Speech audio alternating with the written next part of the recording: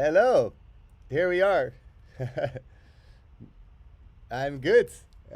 Very nice to have you in the show. I see you have many people watching already. So that's yes, nice. Yeah, for you it's a coffee session. For me it's a wine session because it's like it's already like 8 o'clock here in Ibiza. So you know.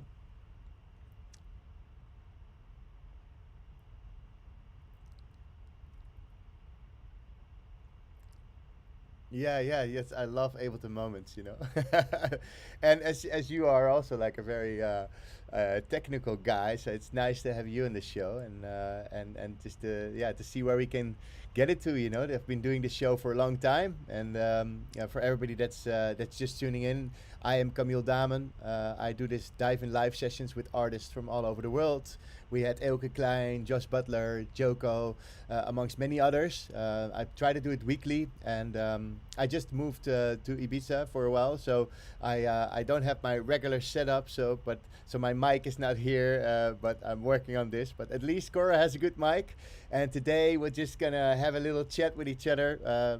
Cora and I know each other from Burning Man and from the music because I think we met at Kater, right, for the first time, Kater Blau.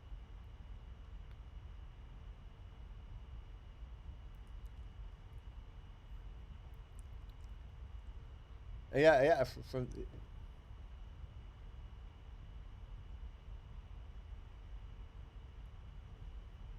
yeah, yeah, yeah. That was amazing. Yeah. Oh wait, don't seem to getting audio from Cora's mic. Why not? We don't hear you. Oh, we have trouble in paradise. Uh, let me check. Let me get check my. All right, let's see. Let's see. Yeah, I can hear you well, so we can.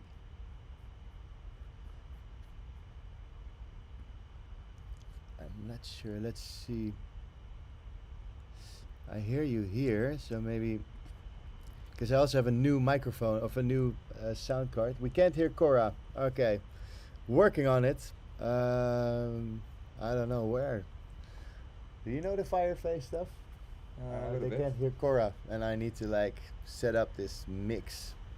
but I don't think it should be coming in through your mixer. I think it's in the program Maybe itself. it's maybe we can check. Yeah, keep talking, Cora. Maybe give us a nice. Let me yeah, tell us a nice story. uh, so we have speaker. Yeah, because maybe the microphone. Maybe I can do it from the app from Ecam Live. Okay. Can you hear Cora? Can you say Yes. something? Can you hear Cora, people? Let Est-ce us que ça know. fonctionne? Is it working now? We're We gonna have a see. new setup here. I'm very sorry about this, but No we hear that. problem. Okay, so they hear it. It's Yeah. working now. All right, Right. great. I Awesome. also thought for your mic, you could use the Zoom. Okay, thank you so much. Okay, sweet. Okie dokie. So we're back Wait, here. Nice. Yes. Bonjour, Cora. Everybody says how nice. I can actually. Yes. Great. So we're online. ready to go now. All right. Awesome. I see my friend Carlos is online. That's very nice. We have lots of friends online. You have a lot of following, man. There's a lot of people for you online. Super grateful. I think it's maybe related to the fact that I've been hibernating for the past 8 months. People are So keen. it's been a long time. I don't know. I didn't feel comfortable sharing or going into any sort of live, either on the DJ side or studio side. I think the past months have been really introspective, and when you messaged me in August, it was like when things started to feel more clear on the horizon, and I felt, oh, maybe like now it's good time to get out there and start sharing music, and also different conversations, and thank you for allowing me to to jump on the stream today and have a chat. That's awesome. Yeah, of course. Yeah, most people had it. Like the lockdown really. Most people went in lockdown, and a lot of people didn't feel also the energy to make music or to create dance floor music. So what have you been doing during this lockdown? You were busy with the project for in the forest, like, or you made a podcast at the forest, right?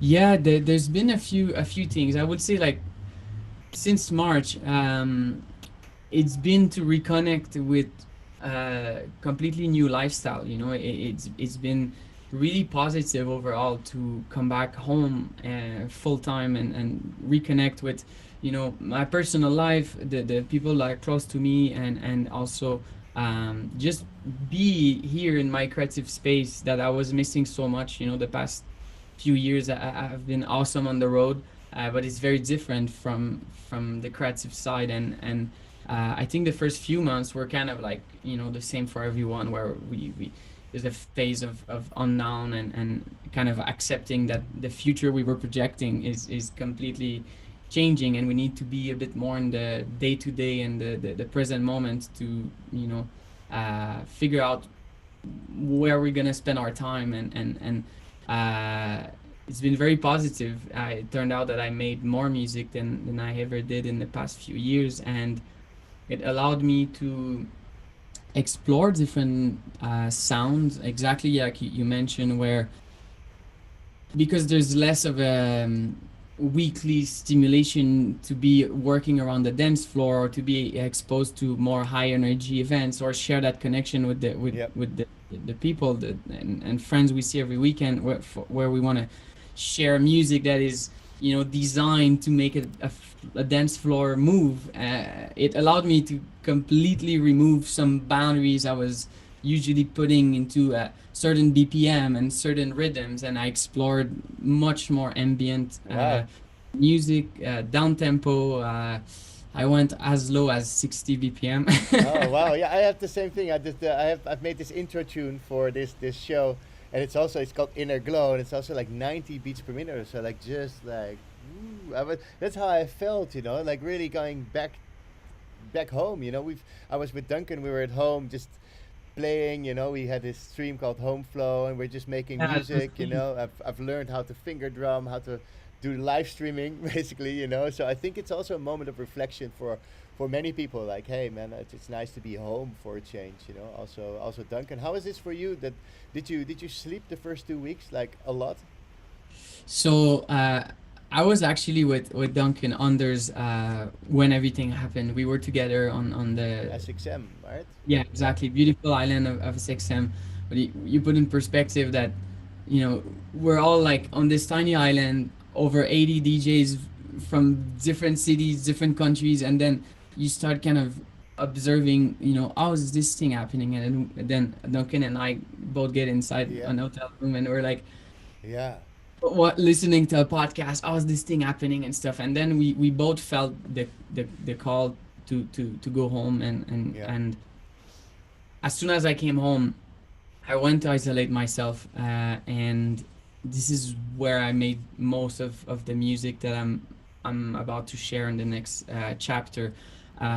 So it felt like there was so much kind of unknown and so much kind of like chaos in a way, and all things collapsed really quickly. Yeah. Uh, it feels that music was really a way for me to channel this, and now I feel much more comfortable and accepting that the future is as it is, and it feels like everyone is experiencing it in a different way, but what I feel is that it's allowing us to reconnect with a slower pace of life. Yeah. We were in a very fast, accelerated lifestyle that doesn't is not sustainable in any ways, and it allowed me to discover something like gardening, which is Oh wow.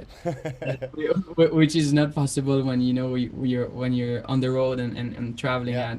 I don't think my cucumber plant will be happy on the plane, and and it's been super cool to discover like a slower pace, and resetting the sleep clock is really healthy, sleeping Yeah. at the same time every day, and Yeah. this helps creativity so much. I think a healthy routine and creativity are interconnected on the long run, and I miss that. Like, it's been, I think, 4 or 5 years since I had this like really quality schedule, an empty schedule, where you press the reset button and it's like, okay, we Yeah, yeah, what are we gonna do with this time? So yeah. it's been really good. Nice. Yeah, it's good to see you that you've made so much music and that you're actually gained a lot from it. That's good. I also try to make most of it. I hope everybody does it, and I hope it doesn't take too long. Somebody says, please, the Katerblau story again. That's Oh really, wow, what I miss this magical place so much. yeah, yeah, Yeah, I think we were mentioning this is the first time we met, yeah, Camille and I, yeah, inside the little magical kiosk in yeah. Cater in Berlin. Yeah, I think Uh, I had to play a live set there, and then later on, you were playing as well with Duncan was playing, Britta was playing, and yeah, what's his other guy's name? yeah, that was Saint V, or is it Saint V? yeah. It was my first time hearing you, hearing Jaron. It was really Oh special. yeah, yeah, Ron as well. Yeah, yeah. Yeah, It's super nice. exactly. Yeah, yeah, yeah. Yeah, so nice that you're in the show, and maybe it's nice to show Chlorophyll, the project that you did. Maybe you can tell a bit about it before we show the video, Yeah, that would or do you be. want to first want to show the video and then you tell it? You can say. That's a good yeah, I could make a quick introduction before we play a snippet of it. So um, it's a song I made 2 years ago, and now I'm about to share it this fall. It would be in the first place it was supposed to be a song that I share on its own, and it will now be with a few more songs. Last year I was about to release it, decided that it wasn't the right time, and basically I also captured images. I've been in the past year exploring video a little bit more, and it's images I captured in the boreal forest, a place that is very inspiring for me, and it will be connected to a full year project. This is something I've been working on in the past months called Azimut, which is really dedicated to put the focus on the boreal forests in Quebec here, and um, open also the topic about deforestation. So that's a project we will share in the next 2 months. I'm very excited. We're working on it. And Chlorophyll is one of the songs that is connected to this project. Nice. So the video is still in progress. I'm learning video editing. So there's even if people are down to drop some feedback, if they're specialized in this domain, it will be awesome. Yeah. And yeah, we can just play a quick snippet. So this is one of the bits you've made, because somebody's actually asking like, what can we expect from Kora next year in terms of music production, because he's quite quiet for so long now. Well, don't wait any longer. So he will come back. So I'm gonna play the song now. So here we go.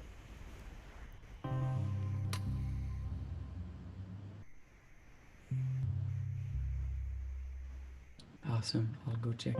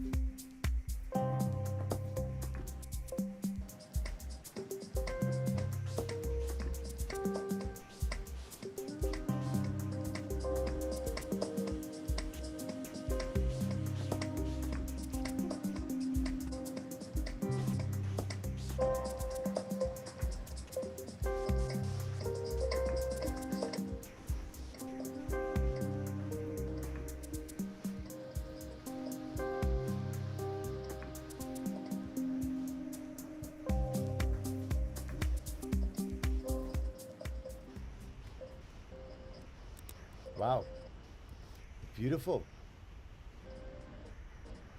very beautiful. Someone's mic is hot. They say. I think your mic is hot or something, or maybe it's too loud. Could it be? Yeah, we're having some new. I just arrived in Ibiza on Saturday. I have a new sound card. I'm not sure if it's me. Maybe I was creating feedback while watching. Could Uh, be. Yeah, yeah, so we're so yeah, we just thank you for playing this snippet, Camille. yeah. Yeah, It's, that was my son Chlorophyll, and yeah, I want to say thanks to everyone for your patience. On the fact that I haven't released much music in the past 2 years, and um, it really feels like it goes into really cycles. I think before starting to tour, I was full time in the studio, and then it feels like I finished a lot of songs, and then those were the phase like that was like a batch of music that I could really like release over 2 years, and then life on the road has been so inspiring, but I feel it was a lot of input, a lot of like capturing sounds and meeting different people and musicians and stuff, but there wasn't much time for output. There wasn't much time to finalize projects and share them, and also sharing them I feel is also a process, to choose the right time and the artwork, the yeah, visuals, yeah, all that stuff.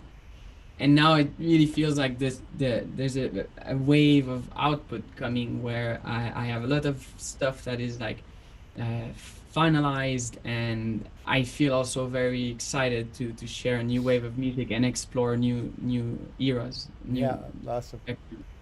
Yeah, great. So it's actually been a great transition. I think Duncan is doing the same. As we speak, he's in the studio recording new music, with a great artist from Ibiza. So I think it's also for especially for artists that were touring a lot, like you guys, that it's nice to be at home, and because I think also at home is where you feel comfortable, where actually the music comes from a place from inside, and if you're touring a lot, you're mostly getting busy with things outside, so I think it's nice to reconnect with yourself and yeah, throw out some new stuff, because it's amazing what you do. And is the music going to be on Saison, or do you have already like some labels you're going to release it at, besides your own? Yes, so next release is Monday. Monday, I'm releasing beautiful collaboration with Merjan Dede, which is amazing friend and super talented producer from Istanbul, from Turkey. And he launched with my studio roommate Dexter. They launched a label called Halaken, and we're doing a collaboration with Saison, where the original song was on Halaken, and now Monday we're gonna release the remix on Saison. Wow. And It's a song that I've been working on for 2 years. We basically met here in Montreal, and Merjan they made the original song from here in Montreal with some of his musicians in Turkey. Yeah. And then as we were working together on music, I listened to those original recordings of strings and darbuka and the flute, the ney that I love so much, and I was so impressed with those recordings that Yeah. he asked, "Sir, would you like to do a remix?" And I started the remix actually in Turkey. That was the first song I actually started while I was on the road, and 2 years later, finally it's coming together, and this will be shared Monday. Um, and the next chapter of music will definitely be on Saison, Nice. Yeah. because it will be part of a project that includes a video, artwork, and yeah. So this is what's in the In the pipeline for pipeline, yeah. the Is next that few is that the months. project with all the recordings that you said? It's like a really big project with all the recorded Yeah, orchestra kind of stuff. Yeah. exactly. This one, Cappadocia, is quite a heavy session where um, I tend to be more on the minimalistic side in my sessions, and I feel like usually, 40, 50 channels will be like where I feel the project is really busy. Yeah. Yeah. And Yeah. and Merjan has this approach that is so colorful, and also very dense in layers, and it Yeah. was really a challenge to take all those instruments and do a remix, because when it was coming to the mixing process, I didn't want to remove any of those sounds because it was part of that big story of Cappadocia, which is an incredible landscape in Turkey that looks so, epic and gigantic, and it looks literally like, Yeah, yeah, uh, yeah, yeah, yeah. from another planet. And I didn't want to go too minimal, but when it came to mix the song and like try different masterings with it, it was really a technical challenge for me to try to achieve the space and depth that I love to have in the songs. That usually is much easier to achieve when you have 30 channels. Yeah, Now I had like 97, so '97. it was quite busier to mix. So I made so many versions. It was driving me crazy at some point, and Yeah, and and it in a good way, because I feel I learned a lot from it on a technical side. It was also a battle with myself to want to release it, but never being satisfied and yeah, not wanting to change the musical story at the same time. So, yeah, yeah, uh, yeah. I so know the struggle. Yeah, yeah. endless battle, and now it's really coming out Monday, and I'm super happy about it. Yeah. Wow. So Monday it's gonna drop on your own label then. Yes, exactly. Saisons, nice. Actually, yeah, you have so many great fans from from all over the world. It's really nice. And Awesome. William Reyes asked like, do you post this recording? Yes, the recording will be on youtube.com/lessonsinlive, so you can check out the videos there. There's like lots more interviews, but it will be up probably tomorrow. So that's super nice. And Amazing. Awesome. yeah, we could go into a question. Maybe it's nice to do one question, so you can add your questions, and we'll just pick some out here and there. Um, what drives Kora to produce these sounds? Because all of his songs, there is a little bit of nature in it. What's the inspiration behind his music? I think it's the place where you live, isn't it? You know? That's super cool question. Actually, I will go get my recorder that is by the window. It was raining earlier, and it's part of the process. Okay. Ah, okay. Look at it. Nice. Yeah, he's probably recording some stuff that he's gonna use in making a track, because he will make a little loop from scratch. So that's pretty nice. In the meantime, I'll just tell you that Lessons in Live is my educational platform. If you know anybody that likes to learn how to make music, I do courses, beginners and advanced courses, so check out lessonsinlive.com. And I do a lot of free interviews and tutorials, which you can find on youtube.com/lessonsinlive. So that was it for my promotion today. Back to No, Cora. and to support that, I can say I learned a lot from Camille. What he shares online is like always like super cool sample packs or nice tips and tricks Tips and tricks, yeah, yeah. helps the workflow so much. So I vouch for Camille, not Thank you. biased. It's true. Yeah, well, I help a lot of people, from established artists to beginners. I try to help everybody. It's nice to get more Koras. But we can't make another Kora, man. You're a different level. No, man, but to answer the question about nature sounds, it's really like, I don't know. I think some people create by having an idea in their mind and creating around that. It's never been the way I create. I think it's more in a spontaneous, abstract way, where I love to travel with this. First of all, anywhere I go, I have this Yeah, in my bag. It's just sound recorder. I have this little guy for the wind, but yeah, it's just two microphones that are shooting like left and right, and it's allowing me to capture anything from rain to a city to a musician. It's very very small, easy to travel with. But what's amazing is that it's like a sound photography of a place, and I love to go back 2 3 years ago and randomly select one and put it in my session and start my song with that. And yeah, I feel that it's creating not only a texture, but literally putting me in a time of day. Was it, nighttime, daytime? Was it hot, cold, city or nature? And this is usually really setting the kind of, landscape in where I will create the song. And then I will, go and build a drum kit and kick drum and all that yeah, stuff. yeah. But just having this at minus 30 decibels in the back, Like a little sometimes noise. some Yeah, yeah, a little noise, it's adding a little bit of yeah, texture.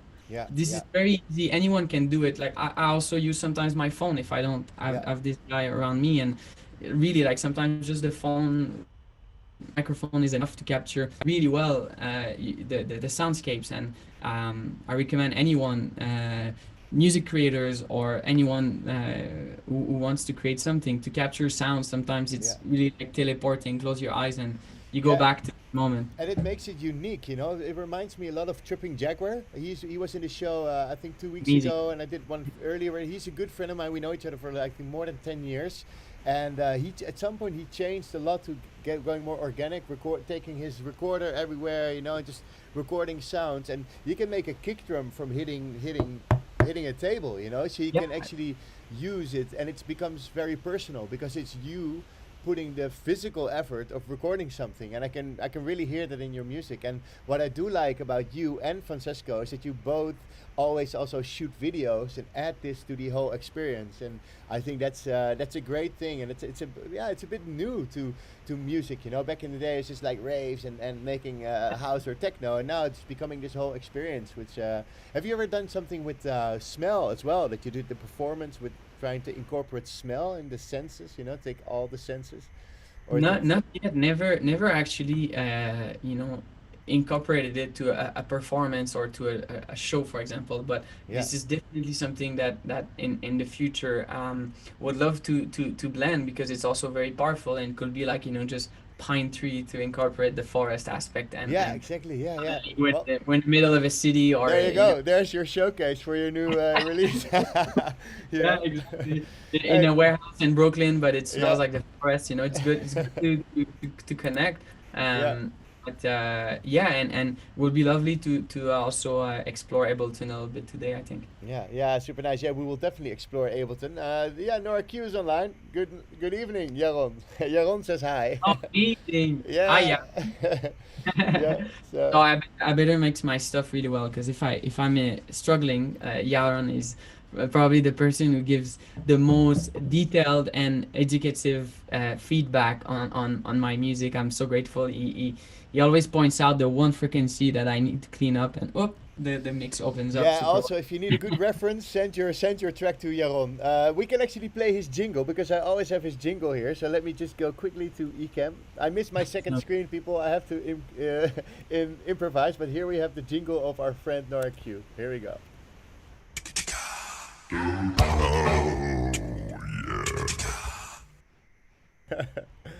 So that's Jaron. I always have this like, oh yeah. It's his because Jaron was in the show and he made this little like promo thing. So Jaron does the mixing for lots of artists, and you know it's always nice to have like I know when it is when you struggle with a mix and you can't get it right, to just send it to some people that you know will listen critically. And Jaron is one of those guys who's also very technical, so he can also give you some, you know, you need the sidechain or your this pad, but under 120 hertz, not above, you know, so the pad stays intact. He has all these tips. It's really Oh yeah, nice. he's awesome, very kind also, and yeah. So I was reading the questions in the Facebook event, and at first I was thinking, should we today show, a final project, or something I'm working on? But I feel that what we could try to do is just start from something from scratch, Yeah, um, yeah, because it will not only show, some sound design and little tricks that I like to use, but workflow, starting from scratch and building something on a small scale, obviously. But I think this could answer a few questions that I noted in the event, where people were asking about percussions, um, workflow in general for the studio. But I think, Camille, I can let you guide the direction on how we approach this, and then we can jump into it. yeah, for sure, for sure. There's a lot of questions. Actually. We have a lot of people on YouTube and on Twitch as well. There's a lot of people actually on here. You have a lot of fans, Kora. Must be because you're such a nice guy that makes amazing music. So yeah, maybe it's nice if you start sharing your screen, and then we can get into the project. And I'll keep an eye on the comments, and we can just go along as we go, which is nice. Awesome. So I don't have like anything started. I think we could start from an empty Ableton project and just build as it go. Um, Yeah, take the so noise. yeah, Take the rain, the Montreal rain. exactly. We can start by transferring the rain I was Yeah. recording while we were talking. Do you And use a lot of MIDI controllers also? Because I see there you have this tractor controller there. Do you use it as a controller to like automate stuff within during the process? yeah, so I just need to connect this guy here. So I don't use a lot of analog gear. In a few songs, or if sometimes I collaborate with a friend that has equipment. I love obviously using synths and analog equipment, but um, I always worked mostly in the box and uh, very minimal. Like the one essential tool for me is always like a keyboard, MIDI keyboard. I like this one because it has the feeling of real piano keys. And Yeah. otherwise, this little controller is actually a friend that lended it to me. Thank you, Vincent, for Shout out to the Vincent. yeah for the performance I did in the forest. So Ah, uh, 3 weeks ago, we left the city. My friend Julian and I, who's videographer, and we went an hour and a half from Montreal. We left with our backpacks, a tent, some video equipment, and the idea was to go where there's a lot of deforestation happening in the boreal forest, where very close to where I grew up. And we wanted to get there to go document, and I performed a set, my very first performance since the beginning of the year, that will be shared in a month. And I had one challenge is that we had no electricity. We were going off the grid, and I had to play a set without any electricity. We didn't want to bring generator. We wanted to do it leave no trace. So I found this little guy, which is perfect. It's mini DJ setup with like it's just four faders, and I mapped everything in Ableton live with my own music. and it's bus And powered, right? exactly, it's just powered by USB, Yeah. and I had this, my laptop, and a small battery that I connected.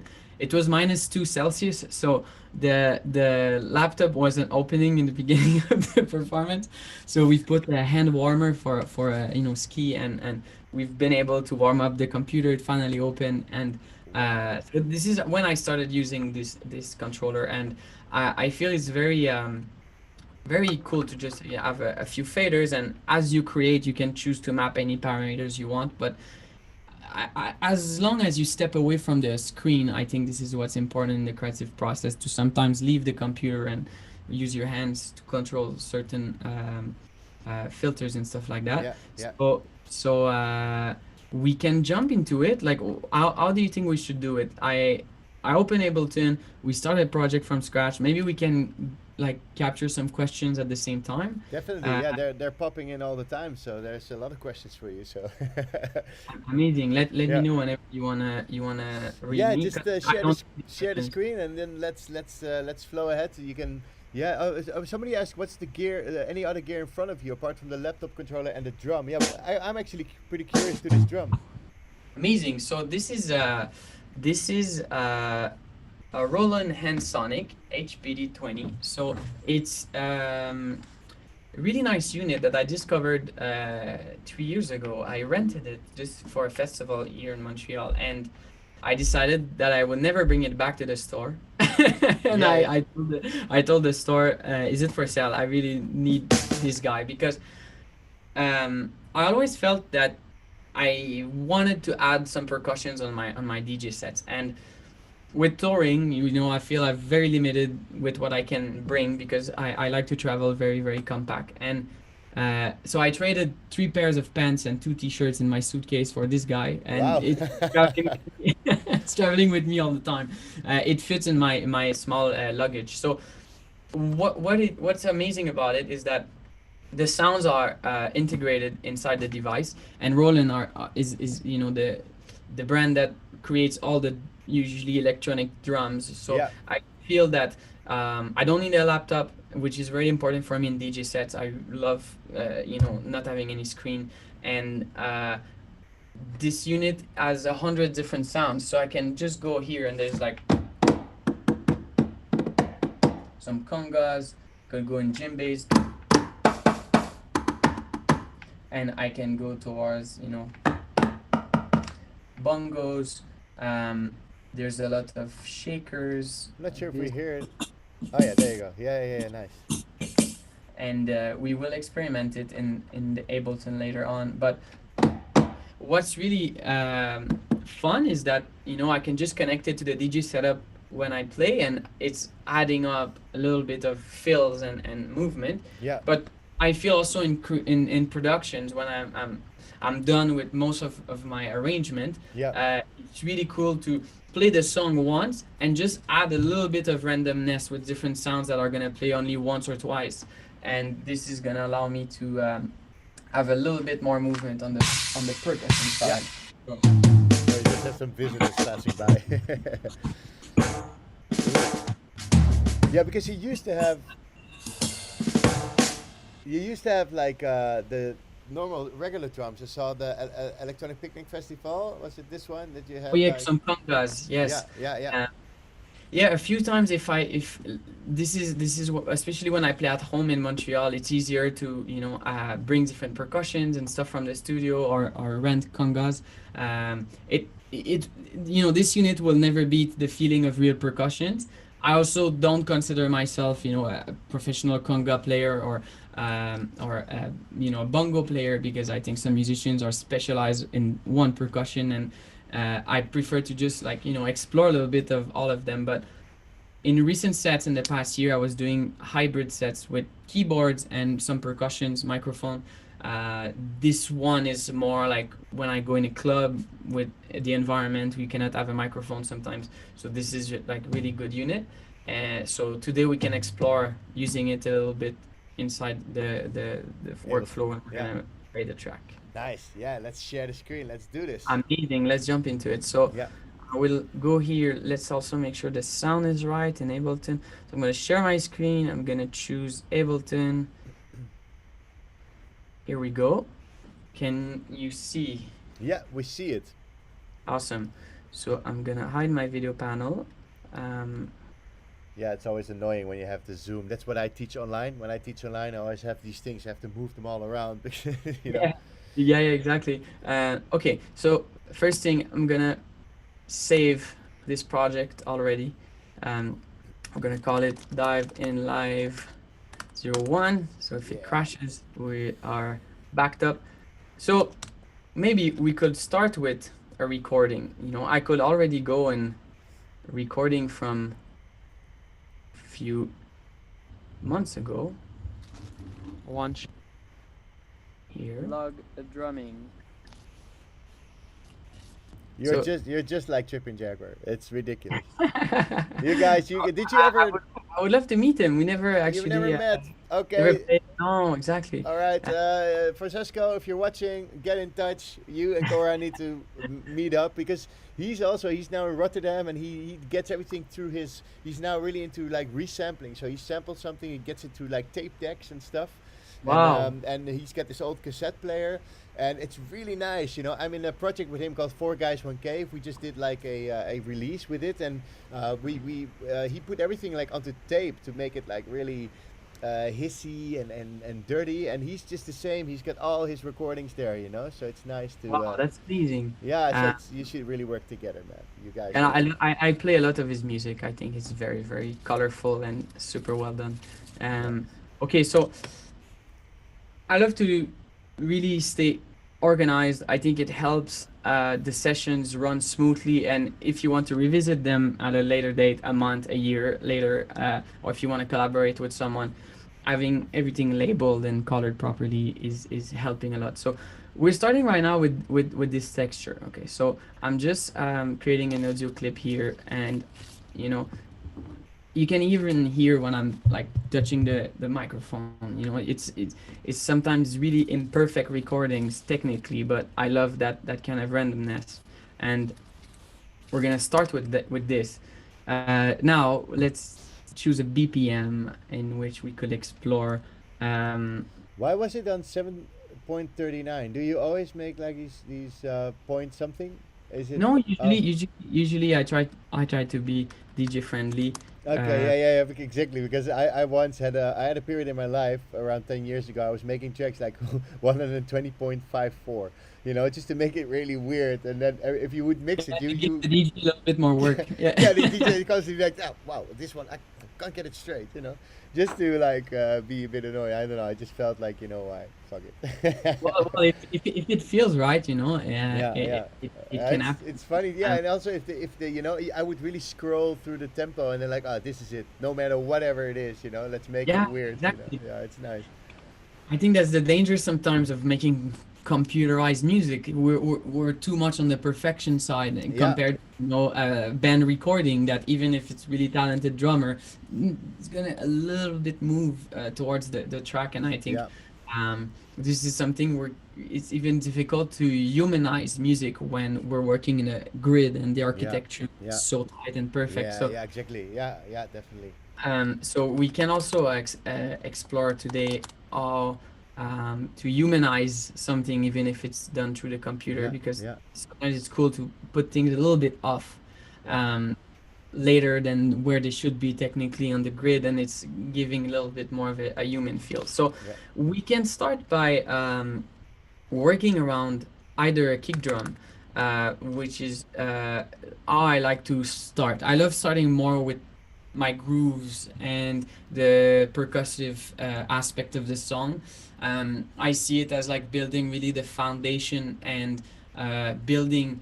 It's kind of like the train that will carry on the story. And I know a lot of friends who prefer to start with melodic elements, and it's also a very good option. I think before I start, I should say that if I say something or if I mention a way I do things, it's not the only way of doing things. There's always, thousands of different ways of creating music, and the only thing that matters is how you feel about it and what's coming out of the speakers.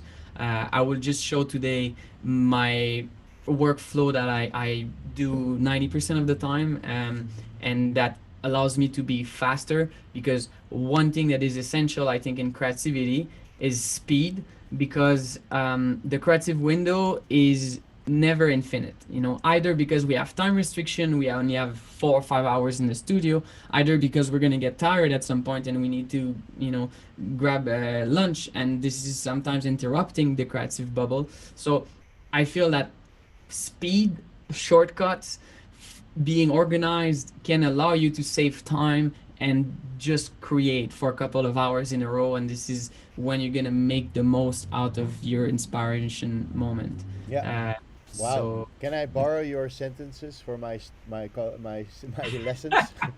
That's well put. Yeah, no, I think you just mean like having workflow. So I see you have your collections up there on the left. So you have your mixing, you have your kicks, you have like a bunch of stuff that's already ready. So when you are in the creative flow, you don't have to go to to all these sounds. You have the brow,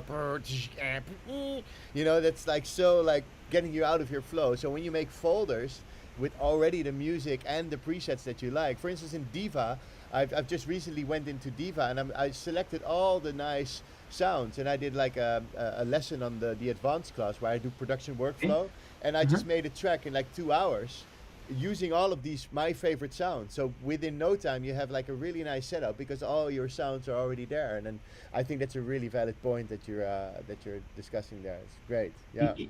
Exactly. And when I work with Adrian Wachuma, which is one of my best friends, we have such a different personality in the studio that this is, I think, what brings a nice balance is in the aspect where I really want to move fast, fast, fast, fast. Like, no, this sound is okay. Like, let's keep going. And Adrian's going to be like, bro, let's take our time and Yeah, choose a yeah. nice sound. Yeah, He's you're going like, no, I gotta and, keep the flow. yeah, and I think Adrian is bringing the patience, while on my side, I just want to move super fast. And Yeah, sometimes yeah, this is why like our music is taking a different direction than what I will do yeah, myself. And yeah, okay, so let's get down to it. We can start with a quick loop. I love just taking a nice, either like just a funk, Yeah, I love funk this stuff. beat or Yeah, yeah, something like that, this can be a nice way to get going. So let's do it. Um, so we have a funk loop here, but I never use them as they are. I love to go work the audio file here yeah, and use here the beats mode in the audio sample and choose the right arrow that yeah, is going to yeah. The arrow that control. hits the wall, right? I was always hitting his head. So this is going to control the transient. So if I play it as it is, but then I would like to maybe just keep the transients of that section here.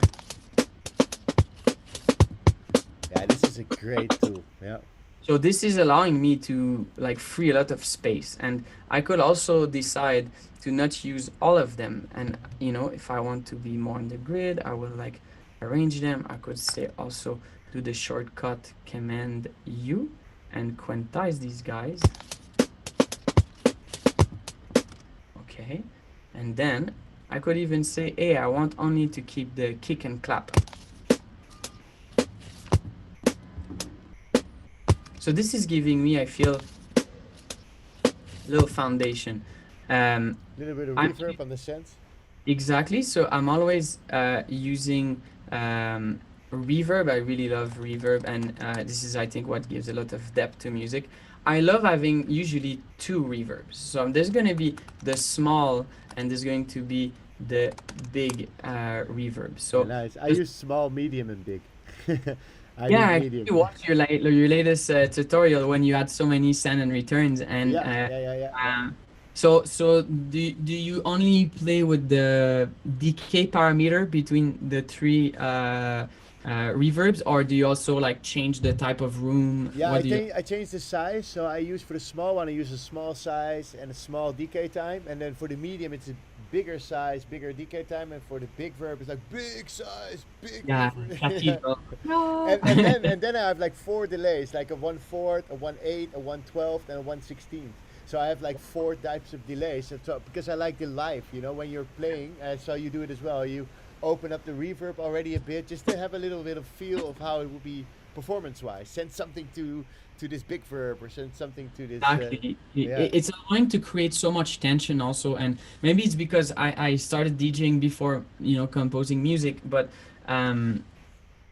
for me the creative process in Ableton is really related to how I like to DJ, how I like to build tension. It's going to Yeah. be using the delay and the reverbs to fill up the room and put a lot of accent on the high frequencies, and then Yeah. when you close down the reverb, it's going back into the room, making it more dry. So instead of using effects, I usually use just reverbs on some of my groups, especially my shakers and hats, that will open up a lot of the highs, and it becomes kind of busy and crazy. And then when you Yeah. remove it, you go back to the low frequencies. To So the drop. Yeah. okay, so we can start with this here, and then we could also go for just a clap, percussions. I have like some one shots here. So what I recommend sometimes is creating a drum rack, and I'm moving fast, and I feel if people want to review some steps, the video will be there for that. So like, William Mirais also asked, please record the session. We will record the session. It's being recorded. Everything you say will and can be used against you. So I'm just gonna take random chuck it in there. loops, like, yeah, exactly. I'm just gonna take a bunch to save time, and I'm gonna drop them all here, and now they're mapped out on my keyboard on a separate key. So this is allowing me to already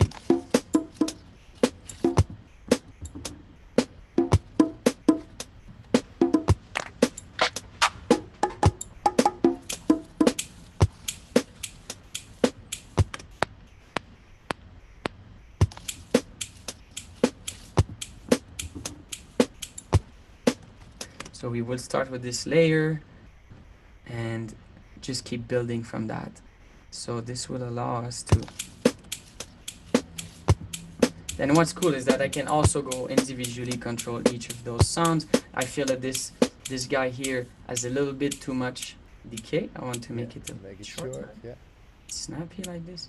And I could want this guy to go a little bit left and right, so I could take autopan here. There's a super nice way to just put it simply on this channel, and I'm going to do a little bit movement between left and right, and I put it randomly so it would just, you know, flow, and it's spending more time being in the sides, and it's free, making free space in the center of my song. And in terms of mix, something I really like to compare my song to is a 3D box, you know, like simple, you know, carton box in which you would put, you know, packages inside. And or you can see it as a Tetris block. And I like to divide my box into 3 axes. So, you know, left side and right side will be the first axis. So what's on the left and the right? Well, it's literally the panning of my sound. So left, right, and right side is my stereo image, and what will be considered mono is straight in the middle, playing equally on both sides. And then the second dimension will be from the floor up to the ceiling, and I love to perceive this as my Y angle, my second angle, and this axis will be from the low frequencies, the subwoofer, when, you know, the floor is shaking, a earthquake, it's coming literally from below us. That's the lowest frequencies we can hear and feel, around 20 hertz. And then we're going to go all the way up in the ceiling, and this is going to be the highest frequencies we can hear as human ear, which is 20,000 hertz. And this is what's going to define the second angle of my box. And the third angle would be the depth, which is the third axis. And the depth, I feel, can be controlled with 2 things. First of all is the volume. You know, if it's played at really low volume, I want to get closer from the speaker, and I want to you know, go in this angle. And if it's really loud, I feel it's like in my face, and I won't even want to step away from the speaker. Yeah, and then you can use reverb to create depth as well, which is really nice. Exactly. So the reverb will create basically the parameters of how big is this box, you know? Yeah, exactly. Yeah. So That's super nice. so I think choose a sound. Yeah, Somebody go asked ahead. a question like, are these all Ableton sounds? Henry Jacobs says that. Some of them are Ableton sounds, but some of them are also coming from various sample packs. You know, there's so many sample packs out there, and I'm also working on my very first sample pack with the Saison team.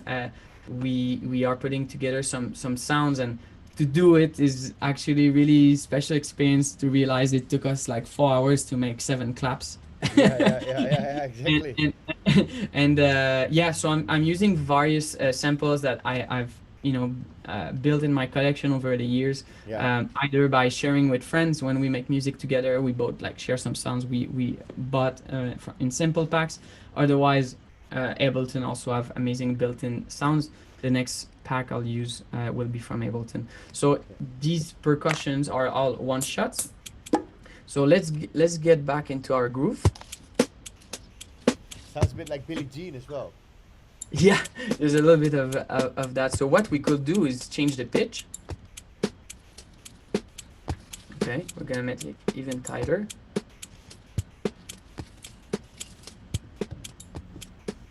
Okay, now we could go for some extra percussions in my pack here.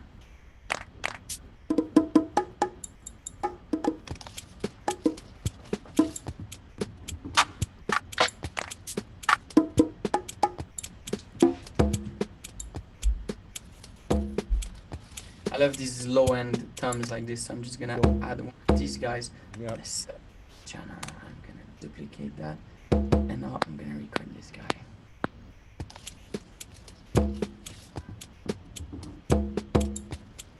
So this is going to be one of the first elements that will create my groove, and I will probably pitch down this guy. Yeah, so I'm gonna go here and, you know, take the pitch and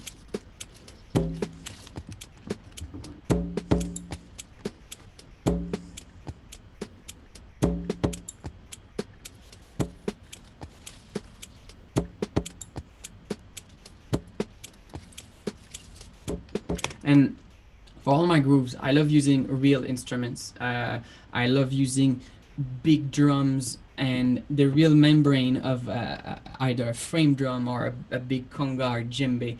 I feel that this is a real, vibration that has been recorded, and I really love to use these to create my groove. Yeah, it's So it also gives a sense of like acoustic percussion. It's nice to get these congas in there. exactly, and then we can experiment with other things.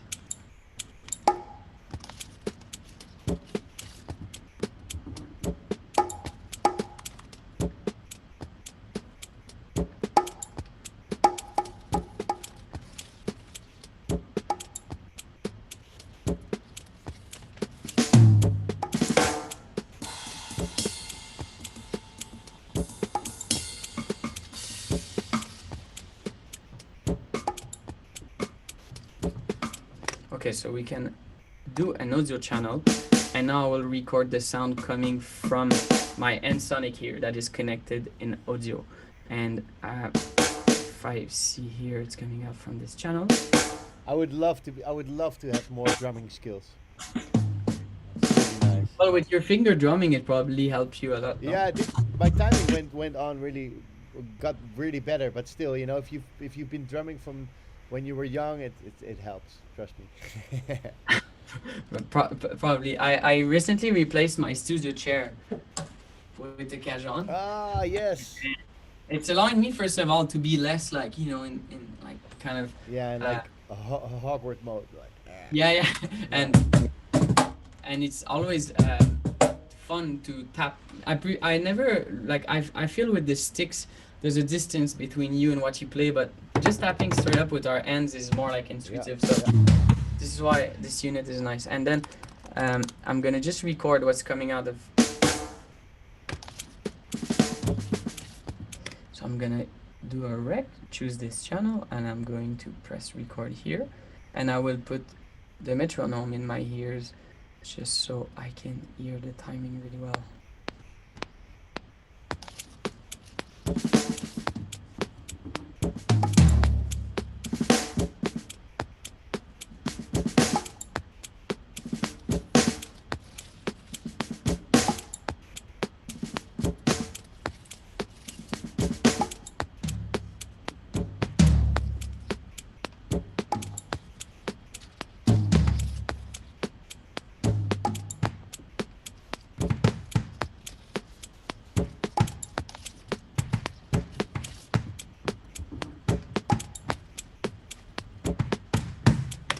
So I have a few sequences here. I played different things. So Yeah, it's nice.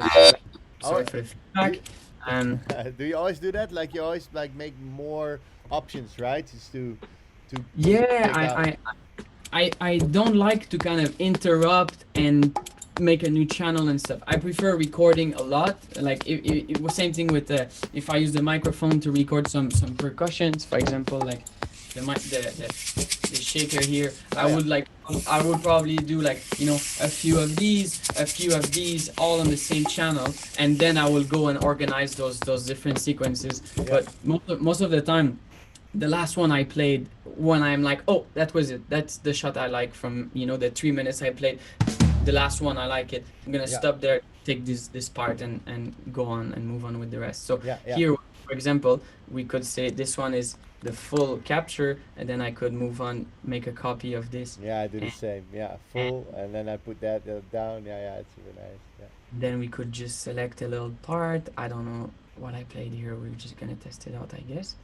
I'm gonna stop the input so we don't have feedback, and then let's give it a shot.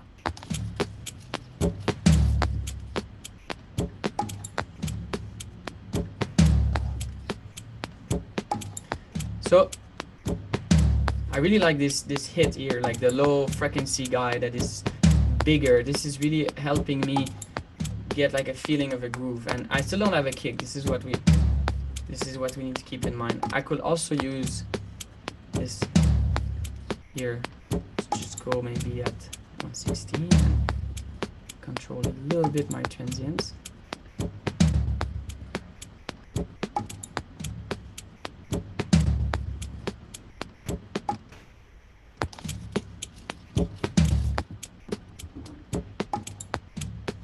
strangely enough, it recorded everything. Maybe because it's passing through Zoom. Ah, yeah. So maybe it's. I didn't only catch the hand sonic. That's really interesting. Let's see if it's coming out here into another.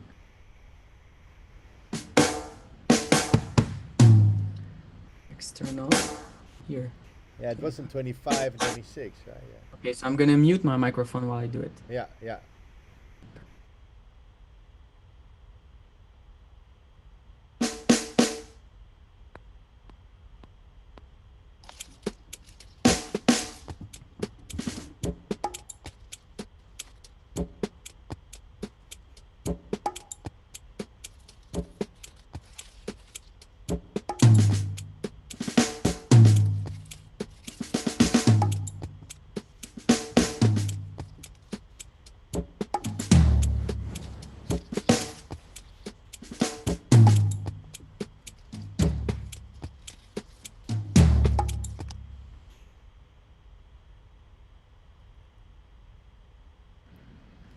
It seems like. Hello, Frank. Hey, hello, welcome back. It seems like it's also recording the beat or something, or I Yeah, don't it's know. recording something else. It's linked to the fact that I'm sending the signal for Yeah, our conference, but yeah, it doesn't matter. We can get our way around it. So yeah, so let's just do here.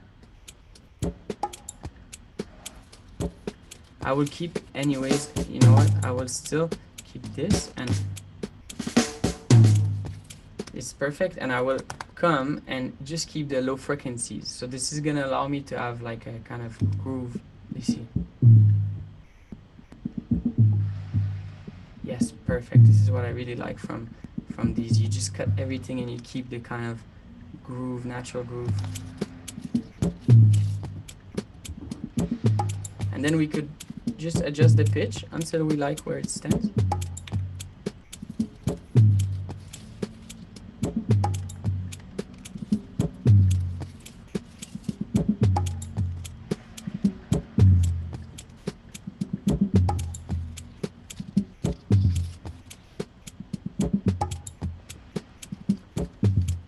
Perfect. Okay.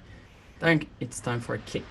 And then we will jump in the melodic side of things. So for the kick, we can do the similar thing. We could create a MIDI channel and we could go in audio effects. We could say, okay, I will go here, create a drum rack, because the kick is very important to choose it good right from the start. yeah, There's a lot of things that I think we can always, revisit and go back to anytime during the creative process. One element that will be so difficult to improve the more you build the track is your foundation, which is the kick drum. yeah, So yeah, being very patient, working at low volume when you choose your kick, because if you blast it, it's always gonna be like, oh, it's fine. But really choosing a kick that you feel is representing the direction you want to take. A small or big kick will change how much space you have for the low frequencies and the bass and the sub. So if you want to have a lot of bass and sub sounds, you better go with a shorter kick and a smaller kick. And if you want to do the opposite, just have like this kind of big impact kick drum, well, then your bass sounds will probably be a little bit more in the mids to occupy that range. Because once again, if we think about our box, there's a limited amount of space that we can put each of those elements. yeah. Otherwise, your box is gonna crack, and then your box falls apart, and everything falls out of the box, Exactly. Then your Yeah. box is off balance and there's no more space to put other elements, or you have to get really good at Tetris, which is mixing. It But takes a while. yeah, what you say is true. I usually have like a short kick with a long bass, or a long bass with a short punchy kick. They cannot both be the boss. In the box. Exactly. That's the right term. Like one of them is gonna be the leader, and the other one is going to Sidekick. follow. So Yeah. So you always just drop a lot of kicks and just find out the one that sounds the best for the groove that you have at that moment. yeah, exactly. By putting it in a drum rack like this, I just feel that we can have this whole sequence playing, This is Ooh, here for. nice. I like this one. Yeah, this one is really soft. It doesn't really have any high frequencies. So let's have a visual look at our kick, okay? So there's this free plugin that I recommend, or any other visualizers, but uh, apart if you're working in like a perfectly acoustically treated room with It's funny. What is very, it? Is it called the sexoscope? this is called the exoscope, yes, Okay, by yeah. Smart Electronics. And if you type this on Google, it's a free VST, and it's just basically a scope, probably the same thing as when they put it on your heartbeat, and Yeah. this is the heartbeat of your track, so this is exactly the same. And this unit here doesn't affect the sound at all. It's just a visual tool to allow me to see what it looks like. But because our rooms are never perfectly treated and low frequencies are much more difficult to control in acoustic treatment, because the wavelength is way longer. At 30 hertz, it's probably a couple of meters long. Yeah, it's crazy. Here at studio, I don't consider I have good acoustic treatment for low frequencies. I prefer to have light and keep the windows as they are. So sometimes I know that the room is probably lying to me in terms of what is giving me in the low frequencies. So visual tools like this are really cool, because it's allowing you to see if there's hidden frequencies that you don't want to have. I really like this kick right now. I think it's really short. It's round. It's not too punchy, and it will allow me to probably have a lot of space for other low frequency groove elements. Yeah, we don't actually So- see the exoscope. Do you? Can Oh, you don't see it when it's open right now? Yeah. Is it on a different? No, but what I could do is share my whole screen on Zoom instead of sharing only Oh yeah, uh, yeah. Ableton window. So I will go here in. Is it in video settings, or it will be here? If you do new Share. share, if you click Okay, on so new I'm gonna share, do then- desktop, yeah. and here you Yeah. guys should see it. How about that? No, not there yet. No. Hmm. Okay, so now do you see this guy? Ah, there he is. Okay, Me- you can now play it. Ah. Perfect. Okay, sweet. Oh wow! People actually were looking at the Joko tutorial. They asked him, "Hi, what's this plugin you used on your master?" He uses the same to see. He uses it on his master to see how the waveform of his track looks like. And this is great. I was looking for this. Thank you. Amazing. Yeah, exactly. This is really useful tool. So let's give it a shot right now. Yeah. So now we have our kick. Yeah. Nice. Is the sound okay? You hear okay in volume? I'm good. On my side, it is. I'm not sure if the people. Is the sound okay? Do you like the sound? Is it good volume? Glad we can start again. No problem. Also, we have any kickbacks you could recommend? Kickbacks. Yeah. No, I don't have specific packs that I recommend. What I would suggest is, probably find kicks that are in key. It's really useful to know in what key your kick is, what tonality. But like there's so many packs out there, but sometimes what I really like is probably to use Kick 2 from Sonic Academy Yeah. to design your own kick. And I think that this opens up way more options, than if you wanna do a kick yourself. This is really cool because it's allowing you to modify your kick as much as you want. So I could go here, like I had a couple of my own kicks, but for example, I could just choose like a live kick, and this way, I'm just gonna hide this here.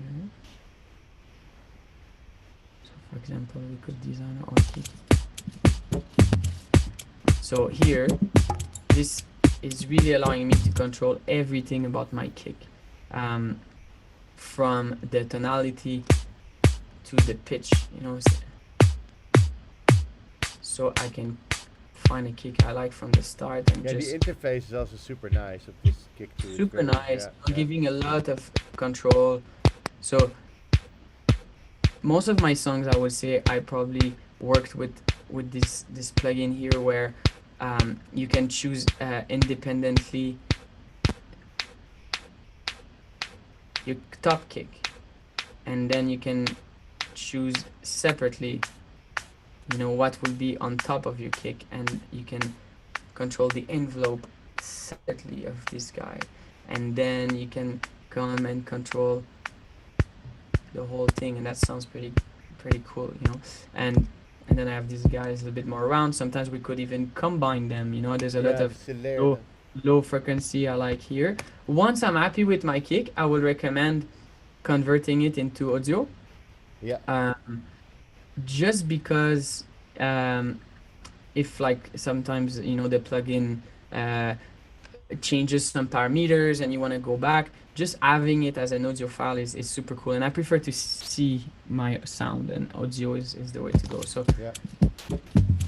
Yeah, somebody asked, do you really think that kick tune is something that human ear can identify, especially in the club? Yeah, for sure. If your kick is out of tune with the rest, you will have a very muddy club sounding kick, you know. If it's in tune, you will have way more punch, you know. That's for sure. That's really important, actually. I use you know this program called Key Finder? If No. you want, there's this program called Key Finder, and it's like if you Google it, Key Finder audio, you'll find Ibrahim Saad. He made this software for Mac and PC, and it actually can drag in whole folders of your samples, and it will just adjust the names to the key. So don't do this with your existing folders, but with new samples that you're gonna use. Always, if they don't have a key, drag them all in there, and it will actually analyze the kick. If it's any percussion elements, kicks, hi-hats, snares, it will just give you the key to your drums. Also, like drum loops I put through it. It's really nice. wow, that's super cool, because I think that you know, to answer the question about can the human ear you know, detect the tonality of a kick, I don't think it will ever happen that you can perceive in a club, oh, this kick is out of tune. Yeah, to see. But I think that, you know, each songs, they need to have a specific, you know, tonality on the way it works, and the way the frequencies evolve from, you know, the lower octave of the piano to the highest. Well, you know, there's a natural frequency for your song. So if I decide that my song is in E minor, for example, well, even if my kick is not really a melodic element, it will still play in the lower spectrum of my piano. And if it's ear that is like, you know, just a little bit off, well, those frequencies are a little bit away from the natural frequency of my whole song. So I just think that it will not be a fact that you can say, oh, this kick is on the wrong note, but the frequency range it will occupy will be a little bit off from the rest of your whole song, and this will make a difference with the relationship, especially with your bass. Yeah. But I don't put my kicks on key for all tracks. Sometimes if it's a very short punchy kick, it's just there occupying the sub, and that's fine, you know. Yeah, and actually I saw you tune your drums, right? Will the tuning of your tonal drums and your kick help you decide which key to move into later on? When do you decide which key you're gonna? Yeah, that's a really good question. I think we could go right now and explore to see, you know, Where we're at. Yeah. where we at on the melodic side. So, you know, I already have a couple of like melodic elements. I would probably, before jumping into it, probably adding like 808 or 909 core kit. Okay, core kit here that is like straight from Ableton, and I'm gonna organize a tiny bit my session. So what do I have here? I have my kick, and I have textures. My textures will be completely on the other side, and then I have my little loop. I have some percussions here. That's basically a shaker. So I will put this as a shaker. I will put this in a color that I recognize, and then I have percussion here. Okay, guys, we're just working on the admin of our track. It's very important to have a good organization. Do you use a color code? I always have the same colors for my sounds for many years. Yeah, pretty much. It kind of like came over the years, but most of the time, most important thing, my kick is always the first element, and it's my pillar. And once I start to mix my elements as I produce, because I don't see mixing as a separate step as the creation. I think they really go together. As I shape my box, I choose the elements that will fit within that box. I like to have my kick here. My percussions are usually white and light yellow. My sub frequencies, I'm gonna add a sub here. It's going to be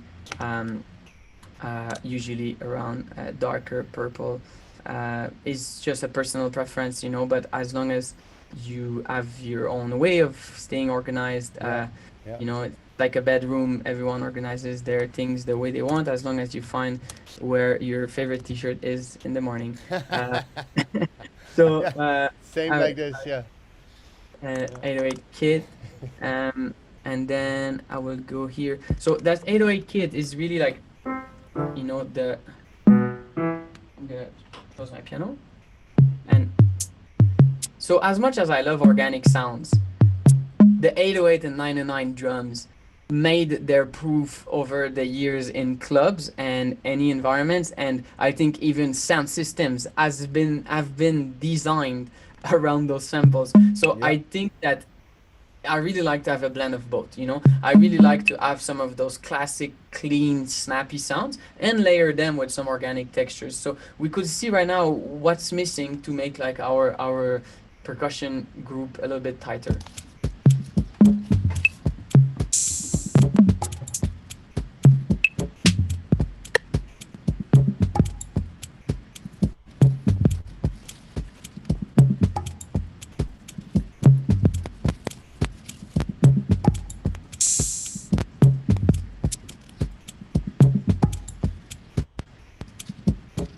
Okay, so we could just select. I added a little bit more low frequencies here. So if people are listening on a laptop, maybe it sounds a little low. Yeah, put on your headphones, people. It's better. Perfect. That's really helpful here. And then I'm gonna just duplicate this loop here.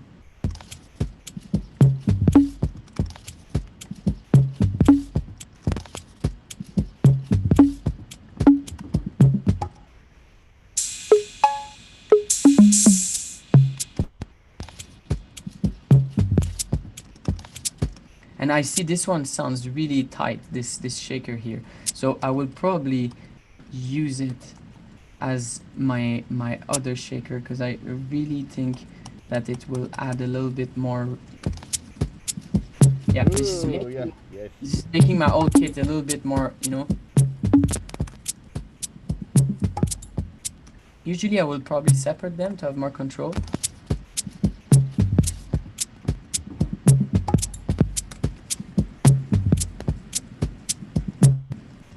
Okay, so now I'm having a nice 808 kit support.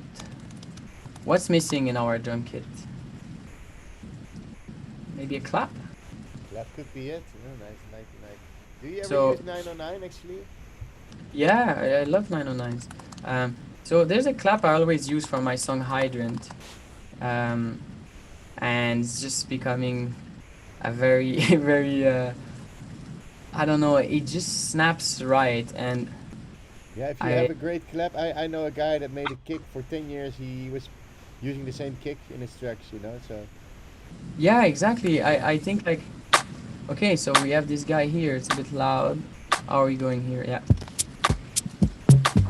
So I just need to put the right BPM here.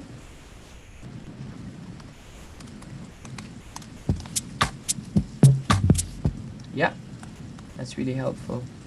So I'll be back. Alright, he's just gone. Coming back in a bit. I hope you like this stuff. It's great. It's the first time we actually do a live production techniques thing where somebody's making music live. So this is great to have Kora in the show making music live. So thank you, Kora, for making music live in the show. Thank you so much for allowing me to do this with you. It's super cool. Is there some comments that we could take a quick pause and read? Because I can't see them at the moment. Yeah, apparently there's a bit of delay in the audio, but that's what you have when you live stream, of course. But the video will be online on YouTube, so probably you will see less delay there, I guess. Let's see. Let's see. Oh, yeah, what about tuner audio effect from Ableton? Yeah, you can use that for your kicks, but it's not always Yeah. working, my experience, you know. And Yeah, it's only working when there's a really like dominant frequency coming out of it. But the other thing I would really recommend is like just trust your ears, you know. Yeah. And this is something that when I teach, like so many people come to me and say, well, I don't play a musical instrument, so I don't know the tonalities and the scales and things like that. But down the line, I really, really think like you can trust your ears when it feels right or off. And the way you can go about it is literally like close your eyes and like just go with your arrow one, transpose at a time like this. And oh, I feel it's too low. I'm gonna go back up. Okay, I like it there, and it might not even be technically in the right scale. It doesn't matter. If it sounds good, it sounds good. And just trust yourself, trust your ears. And it doesn't have to be all in scale and all perfect. We're there to make music that has emotions. And I think imperfection makes it very human. So it's good. Well said, well said. Okay, so I think we can go now into melodic elements. So I want to use only things that are in Ableton, just so that everyone can kind of have it at home for people who are working on live. I really like wavetable from Ableton. Yeah, So it's here amazing. I'm gonna go into wavetable. One thing we could do already is group all our drums together before we jump into another section. So we could come here, choose all our elements, group them. This is going to be my drums. Well, it's a drums and perks, but this is pretty much what it is. So I'm gonna put them all together. So what Yeah. plugins do you use as well? If you're now using Wavetable, what do you use? Yes, I love wavetable, but otherwise I love Reactor, and we can use it for another sound later on. I think Reactor is very powerful, especially Monarch. That is like Yeah. such a nice. It's almost identical to a real mini Moog, and I can achieve really like nice, dirty bass sounds with it. Wavetable, I really like it because it's like built in Ableton. Don't need anything else. Right from the start, it sounds super cool. We can give it a little shot here.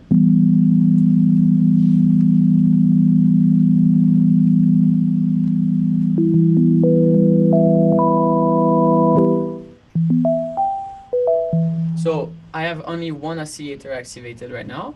I could activate another one, but what's really cool, and I feel it's also really visual, is that I can go here and choose the waveform, which is the literally what will trigger my sound, the oscillation, the original vibration that will be replicated really fast to create something. So, for example,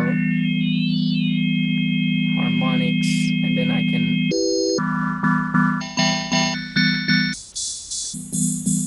Oh, this is super cool. Nice.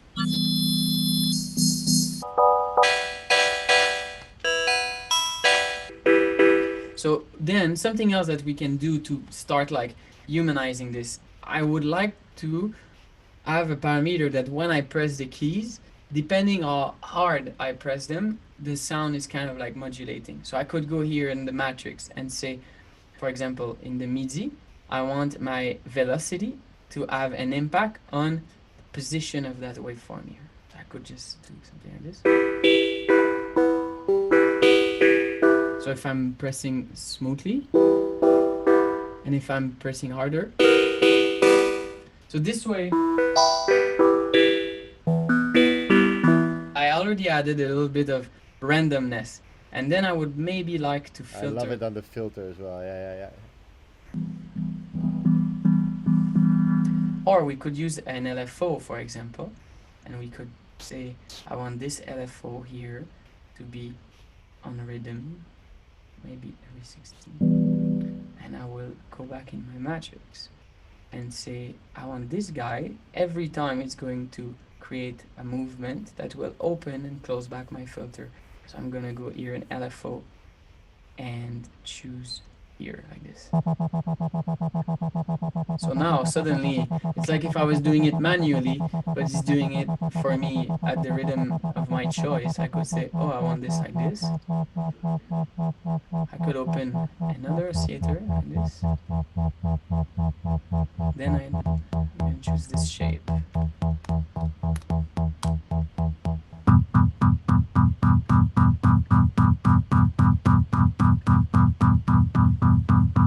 LFOs are amazing, aren't they? So nice. Yeah, it's really.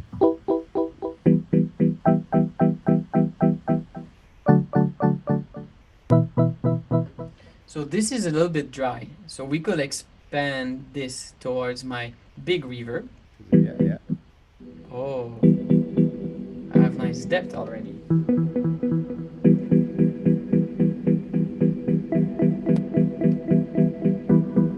Let's see if this chord right now, I'm doing E minor chord. We could see if it works with the rest of my music.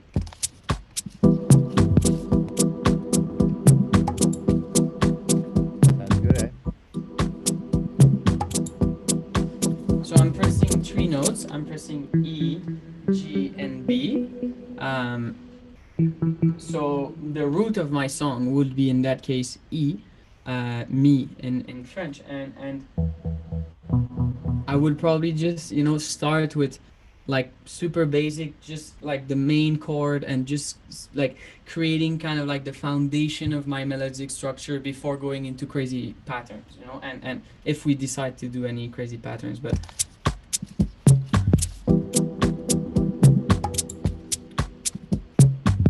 So we could do one recording and just see where it leads us.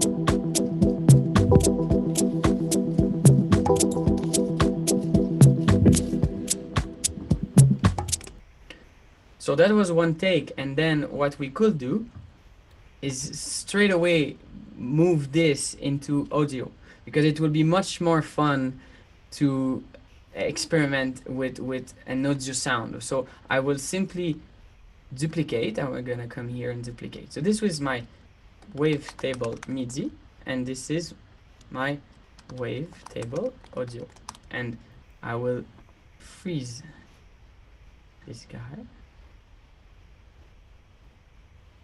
Super nice, Kora. I'm just grabbing my my bag of nuts and just gonna. And do whatever you want. We're chilling.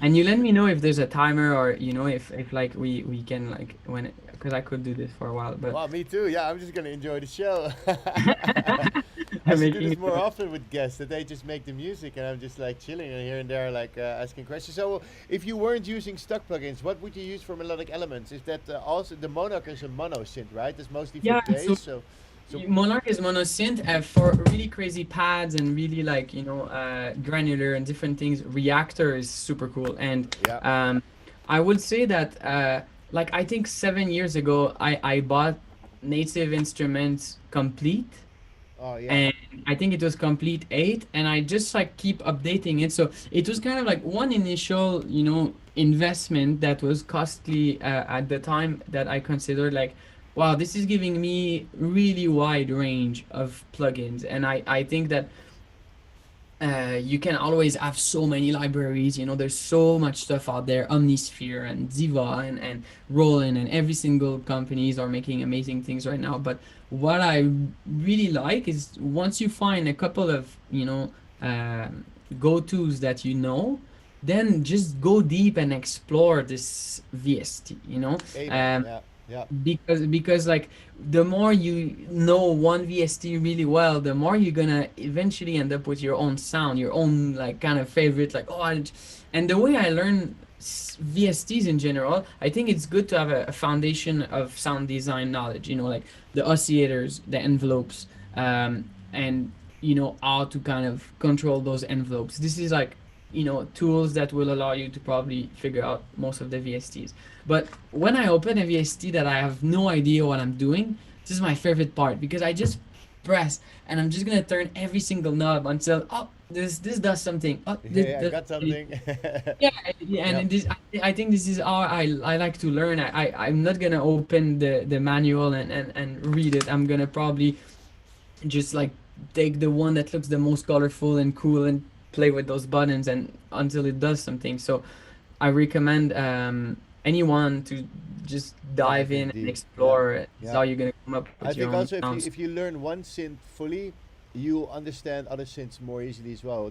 How colorful they are, you might go, okay, here's the oscillators. Oh, there's the filter. Oh, wait, they have the LFOs here, and they can. Oh, you can route the LFOs differently than the other synth, for instance. You know, it's really nice to get one synth, get really good with it, and then move on to a next synth, master that synth. So the more synths you master, the more variety you're gonna get in your own sounds. You know, and I had the same. I bought the complete package. It's insane. You know, there's so many Yeah, interesting stuff. Yeah, so many yeah, different things, and also I really like Contact when it comes to like real instruments. yeah, I think like I use like West Africa a lot from Contact. yeah, Amazing recordings from djembes and stuff that they've been actually recorded, you know, with amazing musicians in Africa, and you can even read the credits, like who are the musicians that played those sounds, and it sounds so yeah, real, super fun. It's not sounds that we have easily access to, so sometimes it's really cool to experiment with real sample libraries. yeah. So here I have like what I played, and I think like if I convert this, you know, there's random nodes. It's not perfect, and this is what I'm looking for. So I'm gonna convert this and flatten it. So it's going to take my MIDI, which is controlled by the keyboard, into the Ableton instrument, and now it's gonna transform it into an audio file. So I'm gonna do flatten, and this is what it looks like. So now what's really cool is that we can like, you know, just explore what our recording was like. So we can just click here maybe and start it right on the first note.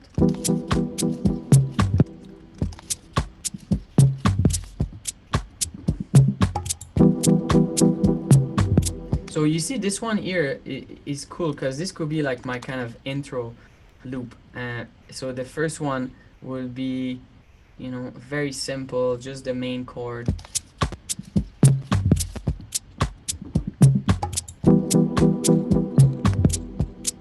This is already kind of like setting the tone for my track, I feel. So I have the MIDI that is still playing. Something else I would like to say as a trick, I never delete anything. I create a recycling bin.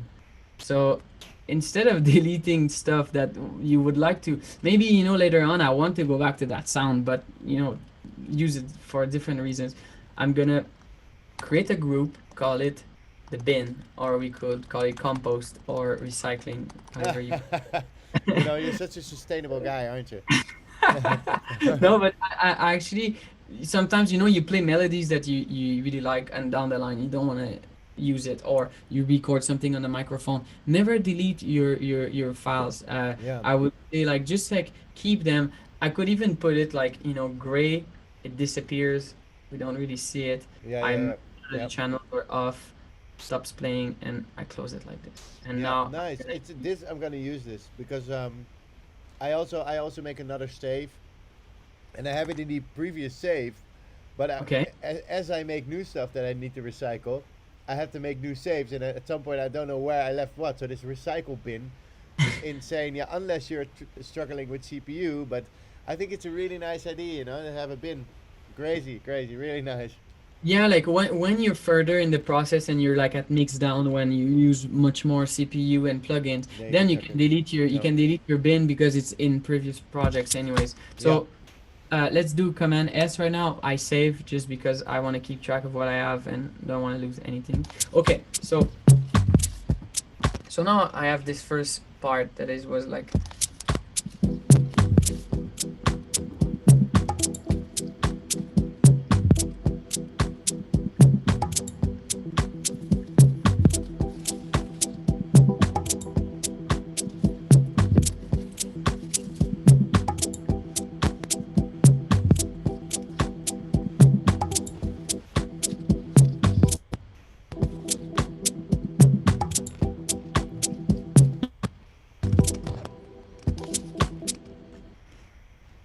So I have like really cool like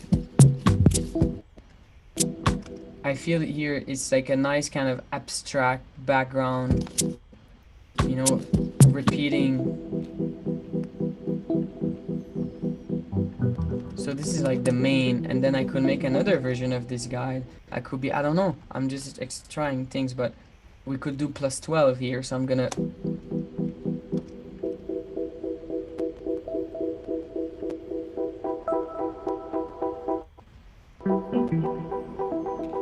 But this one I could choose beats and put it very, very tight, like on 116.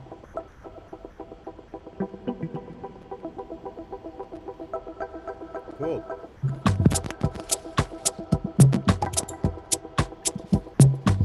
Okay, so I think that there could be like a recording or something interesting uh, coming in like the drum side just to take my story a little bit more energetic. So I'm gonna tap here like top loop. Like I love using like just a nice top loop to add a Likewise. little bit like like this is a little wink to amazing producer Pablo Bolivar who made this amazing sample pack.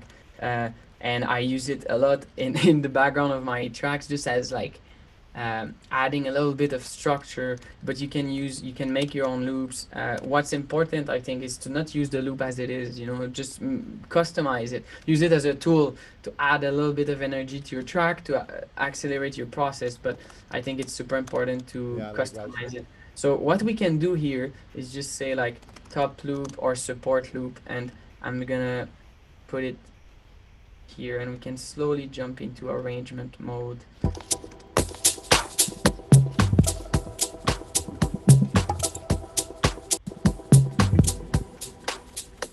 So I have this loop here, which is one option. Something I wanted to show that I love using is Corpus. Okay, so Corpus from Ableton, you can find it in audio effects, Corpus, and you can put it on literally any sound.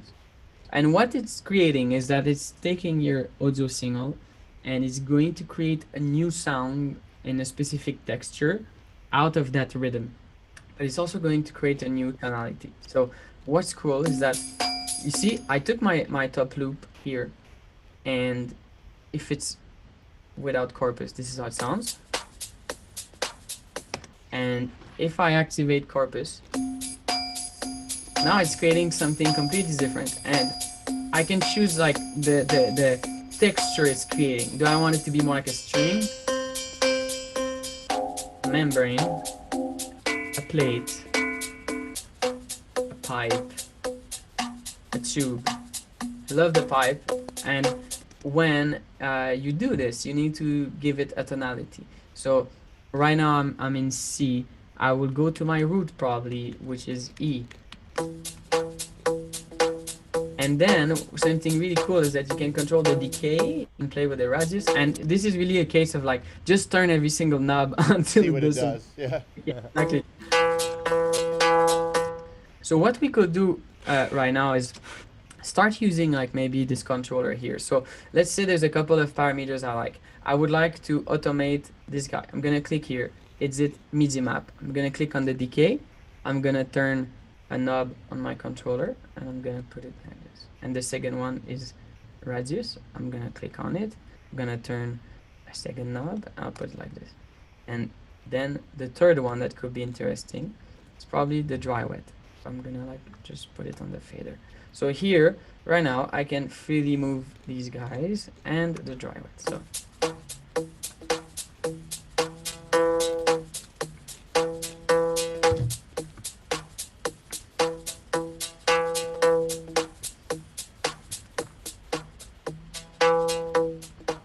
so this is really allowing me to create like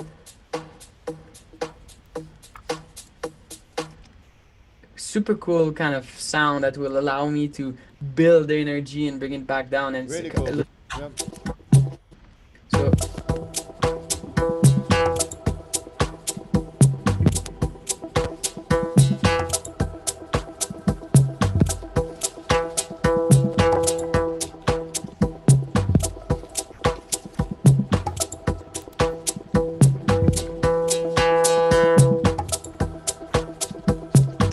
so we could just come here and for example, now it's became my corpus loop, and I would put it a crazier color, and I will Such a probably creative. and then we're just gonna maybe record you know, the manipulations I do in the arrangement, and we'll see where it takes us. So I could just press stop here, and we're gonna go record what I'm playing inside the arrangement view, and it's gonna allow us to start also shaping out the structure of our song. So we're gonna leave the live arrangement and go on the other side. So let's give it a shot. Yeah, let's do this.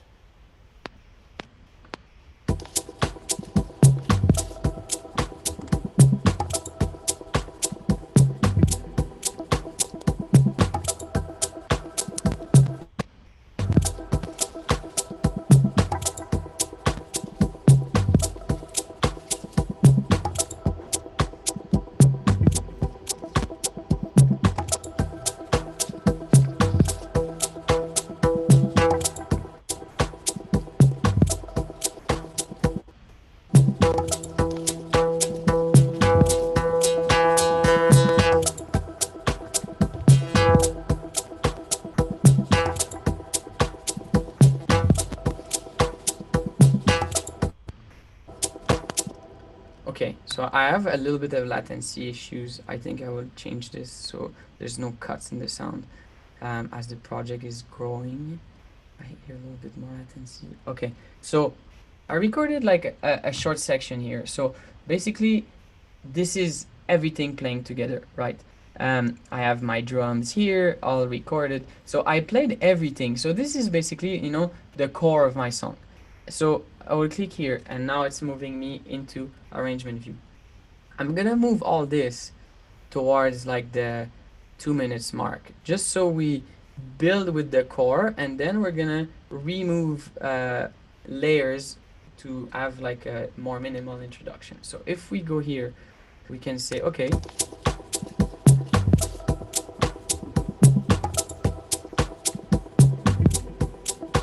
so you see the melodic element doesn't have to come in straight away. So maybe I can create a section here. I will remove the kick for a certain part, and now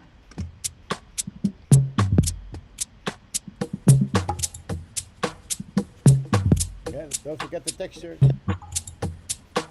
haha, texture has to be there the whole time. Yeah.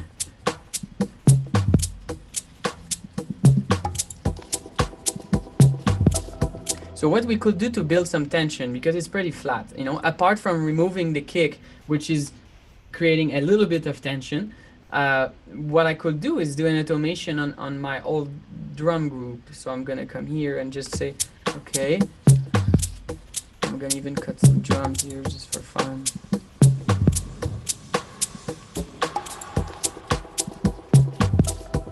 Yeah, so just sending the drum group to the big reverb, right? Exactly. Yeah, and then you know we could add like a fill. So I could either do fills with my hand sonic, or I could like play them on the Cohesion, or I could just take like congas. It could be snares. It could be percussions we do ourselves.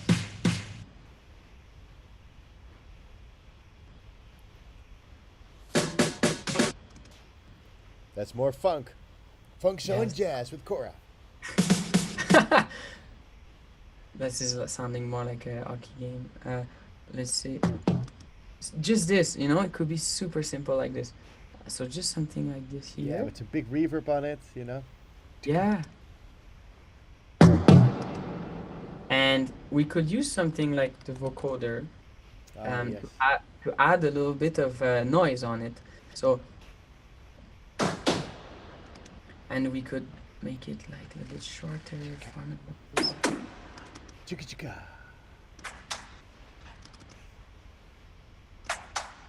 With some delay. I could even like repeat it.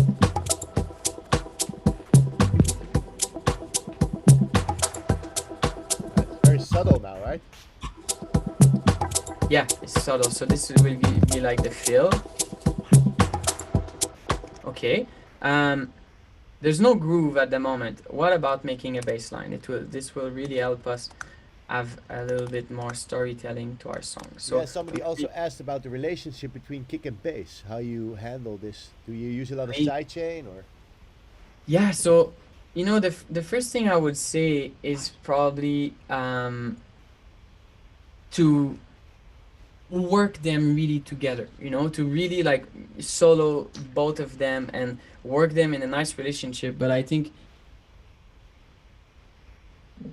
ah oui, parfait. Charlie is telling me he's going to get a coffee. Charlie's my amazing little brother, studio partner for many years, and he's been on the other room coordinating the live, making sure everything's smooth.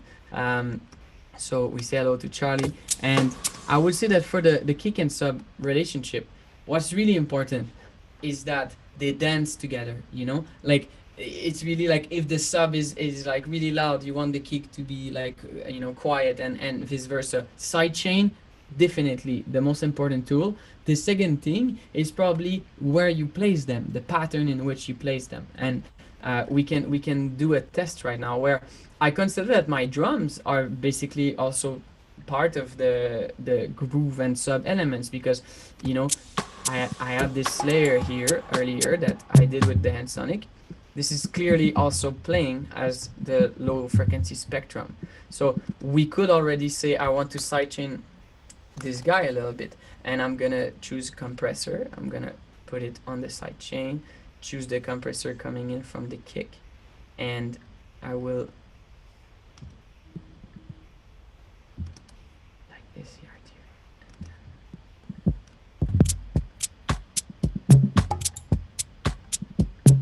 So when I see the gain reduction in orange here passing, and honestly I do the sidechain really visually. Like I trust the orange like line to be really smooth, and I want it to not be like too dry, not go too much, and this is kind of like a visual representation of how much are you ducking the kick when the sub is passing or vice versa. So let's do it just an exercise. So right now I'm gonna go to reactor and I'm gonna do a baseline. So here I'm gonna use Monarch from reactor, and I'm going to probably choose Annunciator. So it's very raw and it's monophonic. So I'm gonna so first thing I'm going to do is change the waveform. I want something rounder. And then I would like to probably close the filter a little bit on this guy. And then I like glide. I feel glide is making basically the pitch slide. If I put it longer. Yeah, glide is awesome.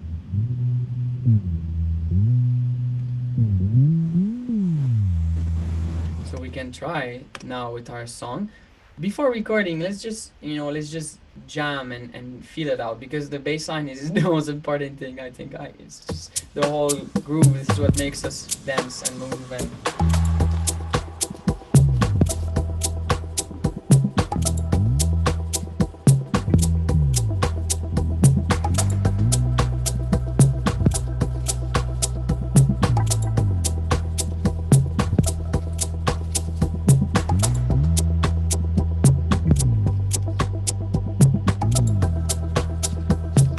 right now it's turning out to be a very melodic bass line if I play this like this. You know, the note is always there. It's going up from one octave to the other. And this is much more melodic. Otherwise, if we want something that is a little bit more rhythmic and making the track a little bit more stiff, first I would like to have the note to be probably shorter.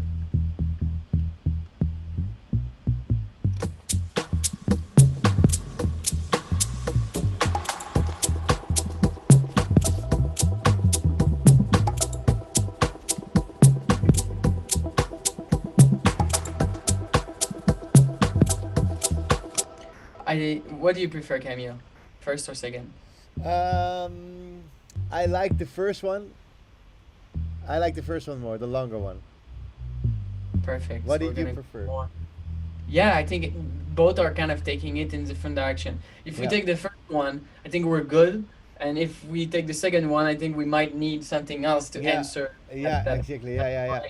So, Yeah. so we can go with the first one. I don't remember what I played, but we can go with something similar.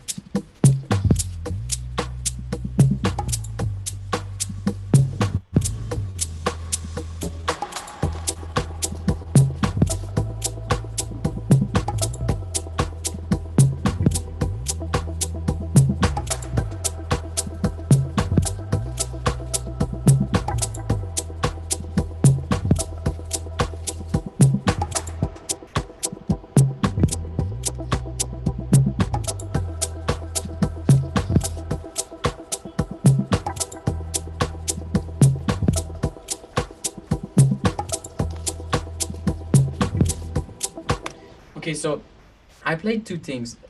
First I got like kind of excited and I played too much, and then and then I think the second part that is very minimal. I think this is will take us much further down the track because I feel if your bass line is very loopy and very melodic, your track is kind of staying in place. While if you have something very simple, because the idea with the bass and the groove is it's really to match with the drum kit and to kind of tell a melodic story altogether, you know, answer the bongos and the congas and making sure that this whole group is you can listen to it endlessly. You know, I feel once you get the infinite loop going on and that you can listen to your loop for 5 minutes and you just go like around in the room and you don't even think about it anymore. This is when you got the kind of loop that will allow you to tell a 6-7 minute melodic story. So if we go with like a very simple bass line like this,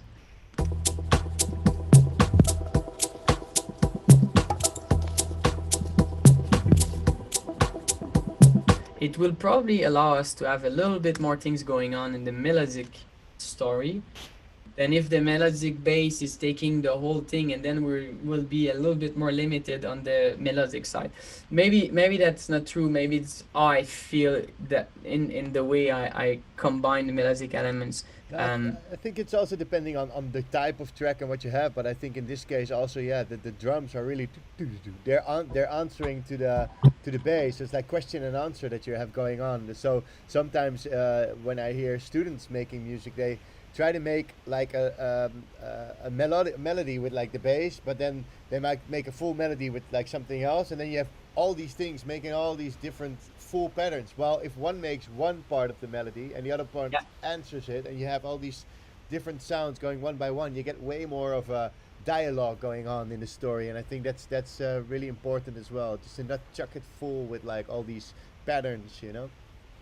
That's such a good point. You really touch like something essential as the dialogue, the conversation within your element, and this is something I learned.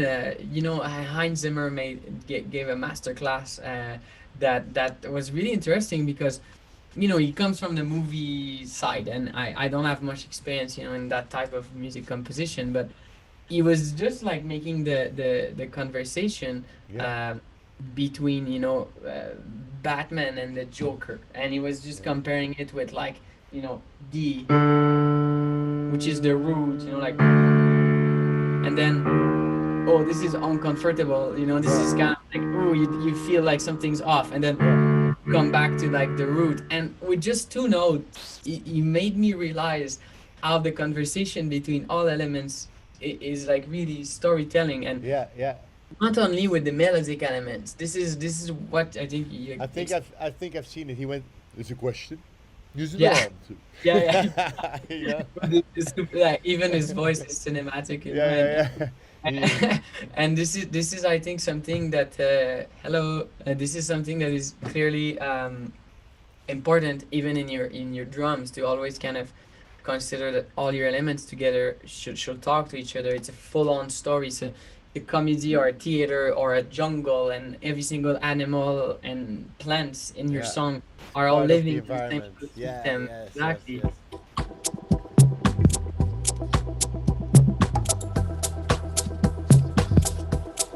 So what about kind of, doing something like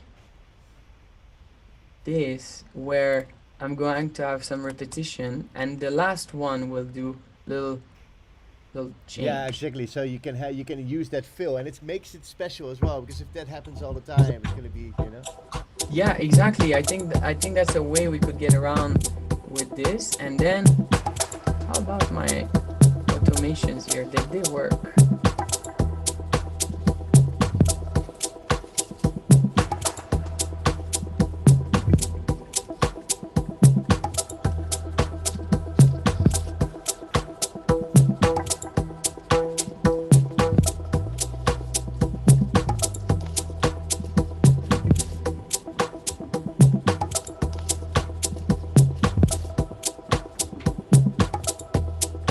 So now we could probably like go a little bit more melodic, and again with reactor I think we could achieve super cool sound. And I'm gonna go here and I'm gonna choose Prism, which Oh yeah, is Christmas is also nice. very very special tool that I love to use for so many things. Okay, so let's say, I don't know, Polynesian jazz. There's so many things. Jazz guitar. Okay. This has a cool vibrato, like. Yeah, well, it's like really subtle.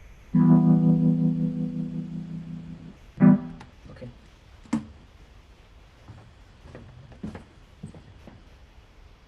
Here comes the coffee. So yeah, guys, if you're interested in these kind of things, watch lessonsinlive.com and check out my stuff. There's lots of more interviews with people. So, but this one is the longest one, I have to say. You stop me whenever you want. Is it? Are we capped to 2 hours? What time is it? No, we should- were not kept to anything. So let's say we make the melodic part, and maybe answer some more questions. So let's have another 20 minutes. Yeah. This is fun. I think people enjoy That's this. super cool. That works for me. Yeah, right. Um, Because it's tiring. You're gonna when you're done with this, you're gonna be like, whoa, you need that coffee. You might need another one. So we're kind of like connected. Yeah, yeah. Yeah. Okay, so. Okay.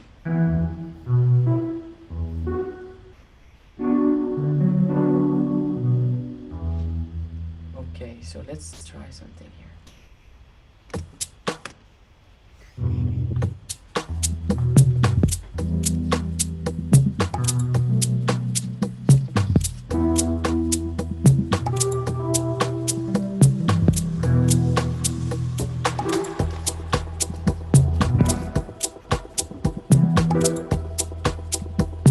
I'm too much in the reverb. I want something that has more direct impact. Let's browse some presets.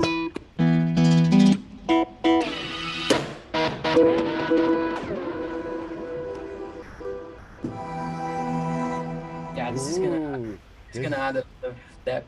Yeah. beautiful. And this, you can put it right from the start, you know. I'm gonna Yeah. start really deep and then go up, and I'm gonna do Yeah. one thing for the whole thing.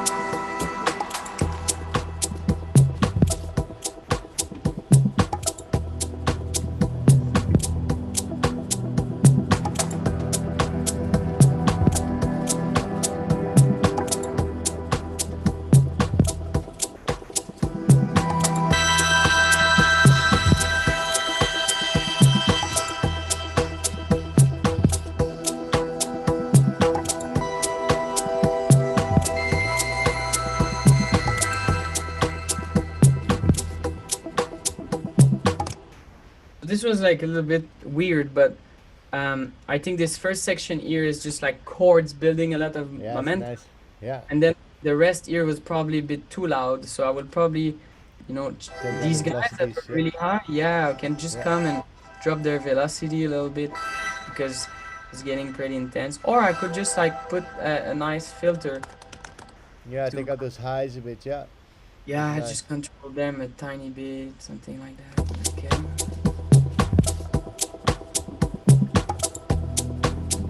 Somebody says let's do a part 2. Yeah, for sure. I have everybody on my list also for a second time. Trippin' Jagger was here already for the second time, and Oh, that's Nora amazing. Q has Yeah, been twice. So yeah, we'll do this again, man. This is nice. this is super cool, and we could explore something, very different, make hip hop or something. Yeah, why not? Like some ghetto stuff. Why not? Montreal, Montreal ghetto stuff.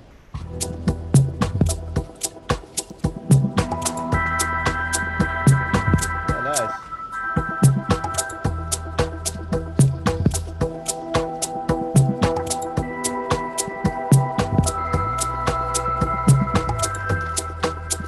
So arrangement wise, I would probably like go straight away, duplicate, take a noise that I love to use all the time. For example, a little white noise here has a transit sound, and simply, start. Maybe we can do a little bit of sound design on this. So this is like just a white noise that I've been using since I'm 18. Oh well, yeah, I have one as well. Yeah. It's a good guy, it's a great friend that is always there. Like, shh. Yeah, just like super simple. It's your transition guy. Transition guy. It's actually my friend Kevin Whalen that gave me this noise, and it's literally in every single one of my songs. Oh, cool. Oh, Without cool. a doubt. So, like, for example, using it reverse like this, and then if we want to create impact, we're gonna use it straight also. That can be really cool. Like, oops, sorry about that. Like this. But Yeah. what's nice is that we can use the autopan, for example, and make it like evolve. So we could start like this, and the autopan is basically controlling independently left and right channels, and I will go more and more wide, so it's gonna start and do like this, and the speed at which it's doing left and right will go faster and faster, so it's gonna do like. Yeah, And nice. this is something I like to do on flutes sometimes, or different instruments. Yeah, just on a side note, it might be that Zoom is mono, so we can't really hear the effect, but people try this stuff out. Yeah. Yeah, Um, it's okay, nice. I'll do mono effects then, and then we could do a bit of redux. I'm just like trying to put a few tools I like to use at the Yeah, same Redux is time. nice. We could just do weird like automation like this on it, and Yeah, so the automation creates more movement and more variety. It's the same effect Yeah. always, but it sounds different every time. Nice. exactly like. Yeah, it's just like yeah, nice. And I would love to have some sort of vocals somewhere in this track. Yeah. Could be like spoken words. I could just record like. I don't sing, but sometimes taking vocal chops or working with a friend, and Do you Yeah. use sequencers a lot? Are you into sequencers? Not that much. I wouldn't say I'm using sequencers that much. I'm using like Or arpeggiators? yeah, exactly. I love Yeah. using ARPs. Yeah. I think ARPs are a really nice way to get some crazy Get stuff going. ideas going. Yeah. Yeah, ideas going even on drums or hats or whatever it is. I'm gonna make a nice tutorial on arpeggiators and sequencers and do. I did do one, I think, because Did one, before. I think I watched it. Yeah, it was Yeah, when I super- did the Ilke Klein one, I did one before with the wavetable and the sequencer, the arpeggiator. This is Marco. Hello, Marco. How are you doing? So we could do collaboration. You could Yeah. maybe sing or Yeah, yeah. So I did like one on the probability ARP. It's a pack from Ableton, which is great. It actually comes with Suite. It's really nice. So you if you Prob- and it's also really random. Yeah, probability. It's called okay, probability pack. amazing. Yeah, it's an I'll extra look. pack that you should like install, and it has like a functionality to probability to like get a chance what it does for the style of the ARP. Get a Okay. chance what octave the ARP is in, and get a chance of what rate the ARP is in. So you can make so many variations which you cannot Wow. predict. So you have control, but not full control, which is nice. Yeah, you got to check So, that out. Yeah. so do you recommend like recording it in audio to make sure that you kind of get the randomness you like Yeah, once? yeah, that's a way. Or I don't like to like randomize the rate, because then it comes really slow and it goes really fast, and that becomes a bit crazy. But Yeah. randomizing the style, the octave, and yeah, you can do more. I forgot what it was. There's more options. Check it out. It's on the Elke Klein episode, the first bit. But I'm gonna make maybe a new one, just all about sequencers, because there's so many. Also, if you use Max for Live a lot, this Rozzer sequencer, Rozzer. No. No. Oh man, ROZZER.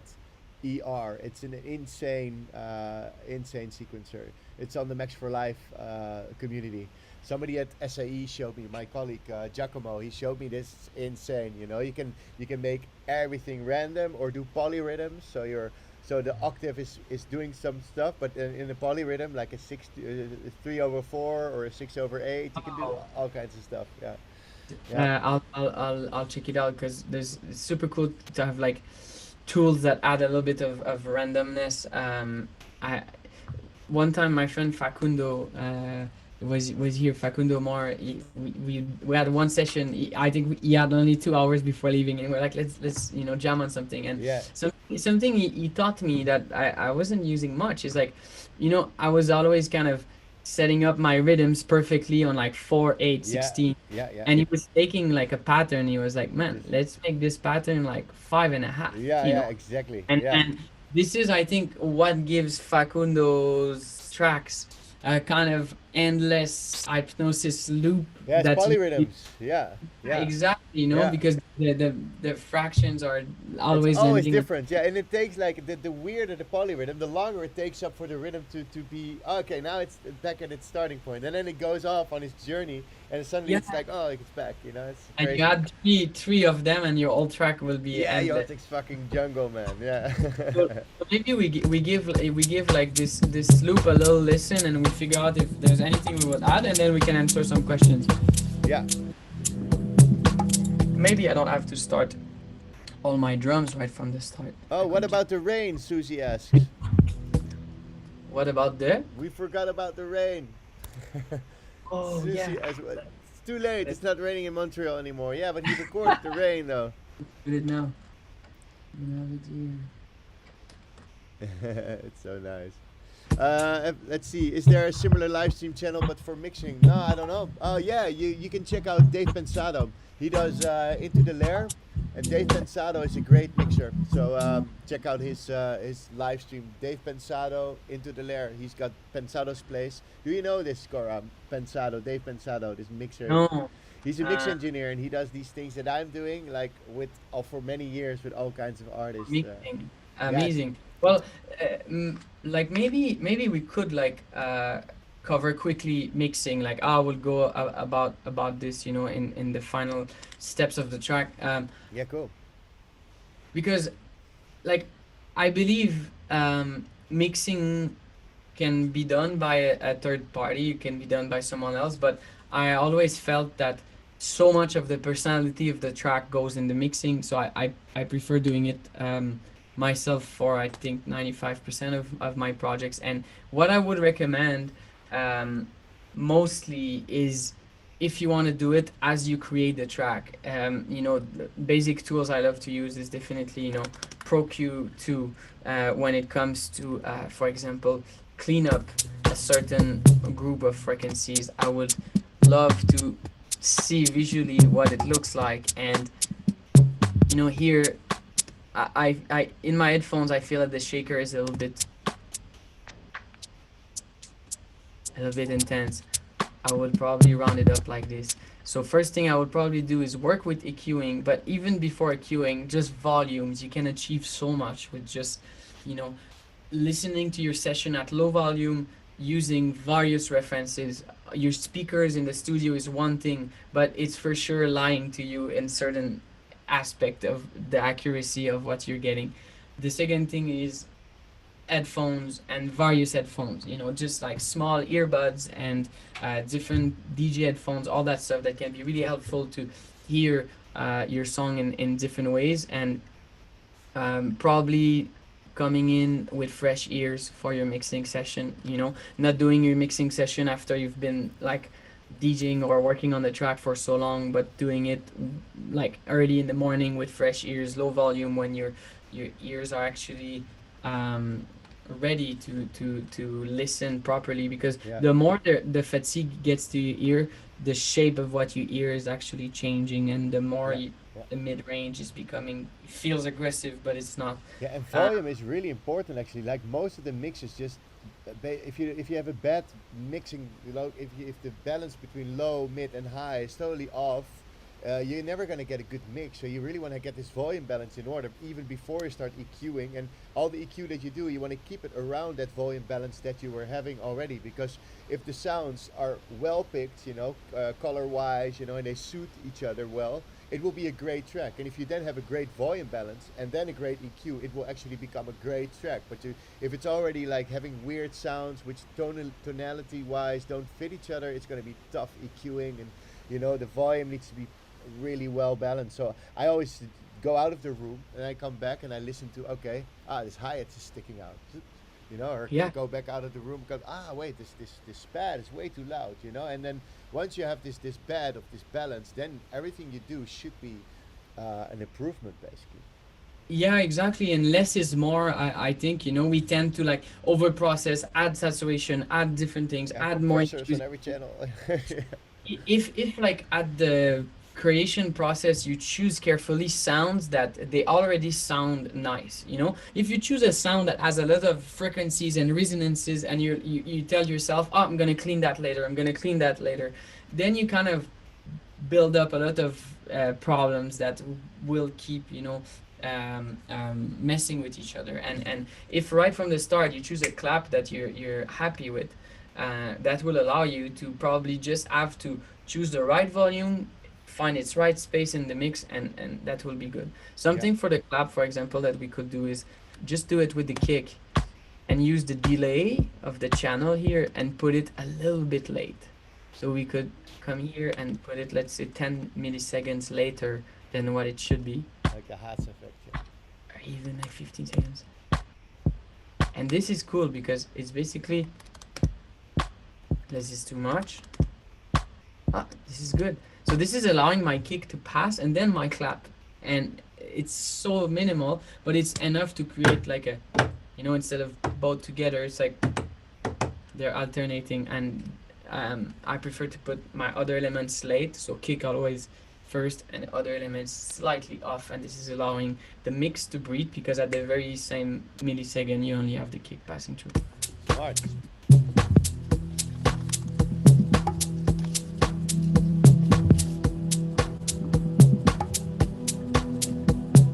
Could play a bit with this. Yeah, I like to do that stuff as well. Here we could have like a vocal or like.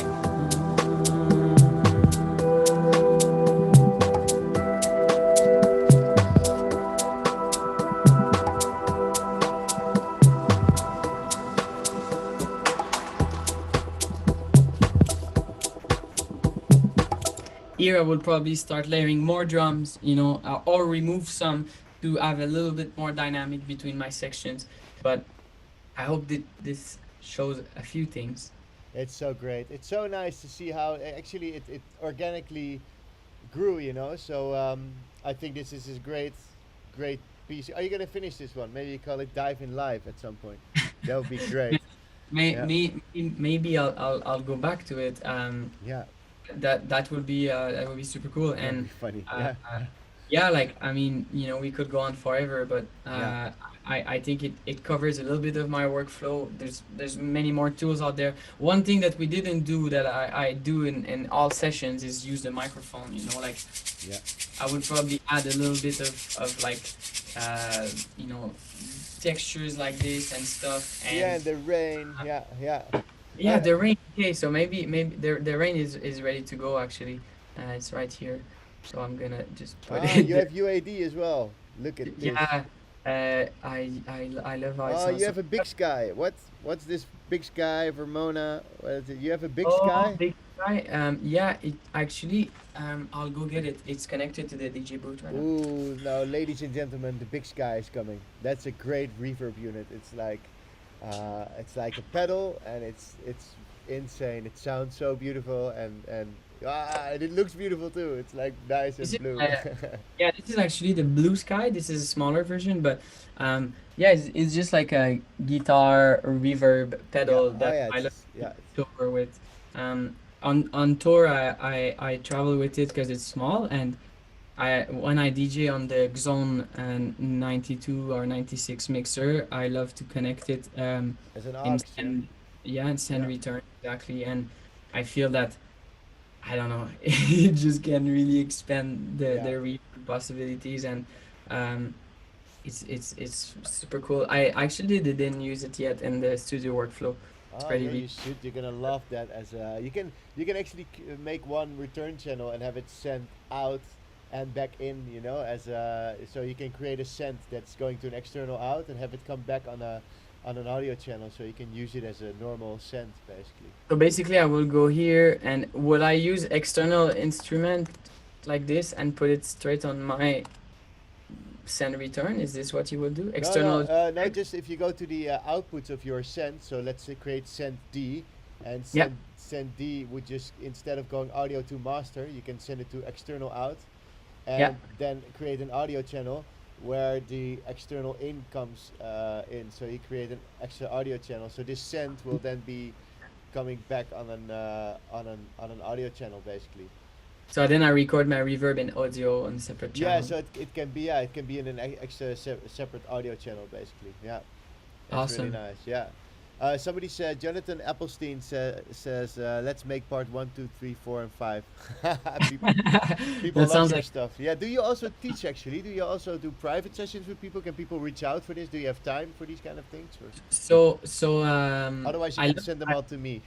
Yeah, but honestly, like you're such a good instructor, and I feel like a lot of people could benefit from your knowledge on who are watching at the moment. And so I've been teaching quite a lot in the past years before touring, because touring takes 99% of of the life when Yeah, it's yeah, yeah, before touring, I was teaching group classes and a little bit of private classes. yeah, So it was here in Montreal. I did 3 or 4 editions. It was called Texture Studio, and we did small groups, 10 to 12 people.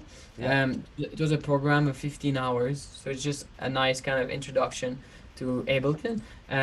I also do a little bit of private sessions. I had like a student here last week. Um, and it's something I want to do more. I'm thinking it could be like a monthly, small group workshop type of thing, either building a track or doing something more collaborative. But um, we can definitely stay in touch. I think like maybe in the comments of the live, we could like collect the addresses or something of everyone who joined today and find a way to do a bit more, because it's the first time I do this. The first time I Yeah. set up a camera. It's the first time I go live. Thanks, Camille, for Yes. You're kicking welcome. kicking my kicking me to share a little bit. And I love doing it. Like I'm looking forward to read the comments and see if it helped anyone. You can be And sure about that. amazing. And Yeah. will there be any other questions, like either regarding Ableton or more like creativity wise, before we call it a day? Yeah, let's see if there's, well, at least thank you, Kora, for sharing your screen and make us discover Lessons in Live with Daamen. That's great. So, thanks so much, Otman. That's super cool. Let's see. Amazing. Yeah, if some, yeah. Let's shall we round up with a final question? Maybe somebody has. I've missed so many comments. I think because there is so much. Thank you for the masterclass. Yeah, it's nice. Thank you so much. It's so nice to do this, man. I have lots of. I did one with Elke Klein. He also had like a shot from his studio, so you saw all his hardware. We did like a little round to his studio. Oh, that's so I cool. had Tripping Jaguar, who was like he was the first one actually sharing his screen. That was like already I think in April because I started doing this due to Corona, and Okay. he started sharing his screen, and then I thought, oh, we should do this every week, you know. So I thought like contacting everybody, like, hey, do you want to come on? And it's so nice because I think also people learn a lot from different sounds. You know, I had people like Josh Butler with the house, you know, then Yeah. Joko with the house, but then Ilke and Jaron and Tripping Jagger more melodic. Then Yeah. Ludmilla, which is a bit more minimal. So I really try to like get everybody on the show, you know, and get a nice variety of inspiration because in the studio it's all the same. You want to have fun, you want to create something that you resonate with, and you want to share it with people. And if we can inspire having more people making music and have enjoy it, then we're doing the best for the world, aren't we? You know. So And exactly, honestly, thank you for doing this, and yeah, this is what it comes down to, and it's something that we forget about is enjoying the process, you know. exactly. Like out of the songs I release, maybe there's like only 5% of them that you know end up being shared because so many of them are practices, you know. Yeah. Like any sports, I don't know if you play like basketball, well, you're not only gonna play full games, you're gonna learn how to run, you're gonna All the uh, techniques. Yeah. you know, yeah, train your physical body, you're gonna train your mental, you're gonna also practice doing like just, you know, single shots. And this is, I think, something that can be really helpful in when you approach a session. Sometimes you're like, oh, I'm not feeling like making a track, nothing's coming together. Well, okay, just then organize kick drums. Just listen to kick drums for 60 minutes, position them in a nice folder, and next time that creativity is gonna strike, Yeah. you're gonna be in a better position because you're gonna save time in this task. And Yeah. not seeing that every time you open Ableton you need to finish a track, because I think it will put so much pressure on the Yeah. session and so Yeah. much pressure on your shoulders. And we need to enjoy the journey, like not only enjoy the final product, you Yeah, know. yeah, that's well said. Yeah, actually, today I had a student because we're doing this boot camp here in Ibiza, and I had a student, and she's a singer songwriter, and she said, you know, Neil Young actually had a few hits, but he put all this Neil Young archives online with all his shitty songs that he made because he said, Wow, no I way. might have had hits, but there's so much stuff that I made just for myself. It's a personal process as well. So, when it's personal, I think also these hits can come out and go into the world. Okay, we have to go to some questions because suddenly people woke up. All right, so let's see. Let's have any tips to make sounds more cohesive and not sounding like a barrage of random sounds. Make them gel better. Yeah, I would say using less sounds but using different versions of that sound. So you could take, you know, let's say guitar. Let's say you play guitar, you take a sound of a guitar. You can use one of those sounds to make the main kind of lead, and then take that exact same sound and filter it, change the tonality of it, and just put it this one with lots of reverb in the background instead of trying to find more sounds that don't really fit together. I think using few sound sources but expanding them is probably a better way.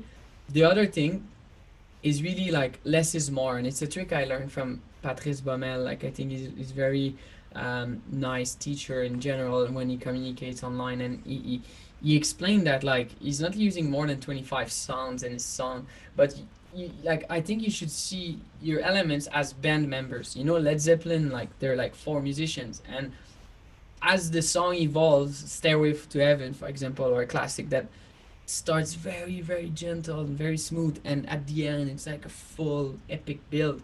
Yeah. They're not adding more musicians as the thing goes. They're you know, they're just literally like expanding the actual sound they have. The drummer is gonna start very smooth and play more. So using less sounds, but making sure that every single sound you choose, Yeah. there's potential to use it in a calm way, and there's the potential to open the filter and expand it. That's better than trying to add more sounds all the time. Yeah. to fill like a void that is basically probably hidden in the fact that the actual sound you choose is wrong in the first place. Yeah, I also compare it also to like the back in the 90s, early 90s when house music just started. You know, these guys from Chicago and Detroit, they just had like a drum machine. They had a TB303 and they had a Yamaha DX7. They had like three devices and they had a Tascam 4-track recorder if they Yeah. were lucky, you know, and they had to record and jam the whole track at once. So they had to be very minimalistic about their approach, and everything feels really organic because they just had 16 patterns they could use and had two hands to control filters and releases and stuff. So basically, if you see all the options that we have now, might make it really complex for people. But I think setting a sort of stage, and I think that you know the book 74 Ways of Making Music by Dennis DeSantis from Ableton. It's like a No. book. You can pick it up for 20 or 25 euros. 74 Ways of Making Music. You can order it for $20 on of the Ableton website. I think they made the PDF available for free now at ableton.com, and Okay. because of the whole situation. And the cool thing is, this book describes like problems and solutions to this potential problem, like problems of beginning, problems of starting, problems of finishing, problems of arranging, and then it comes with a solution.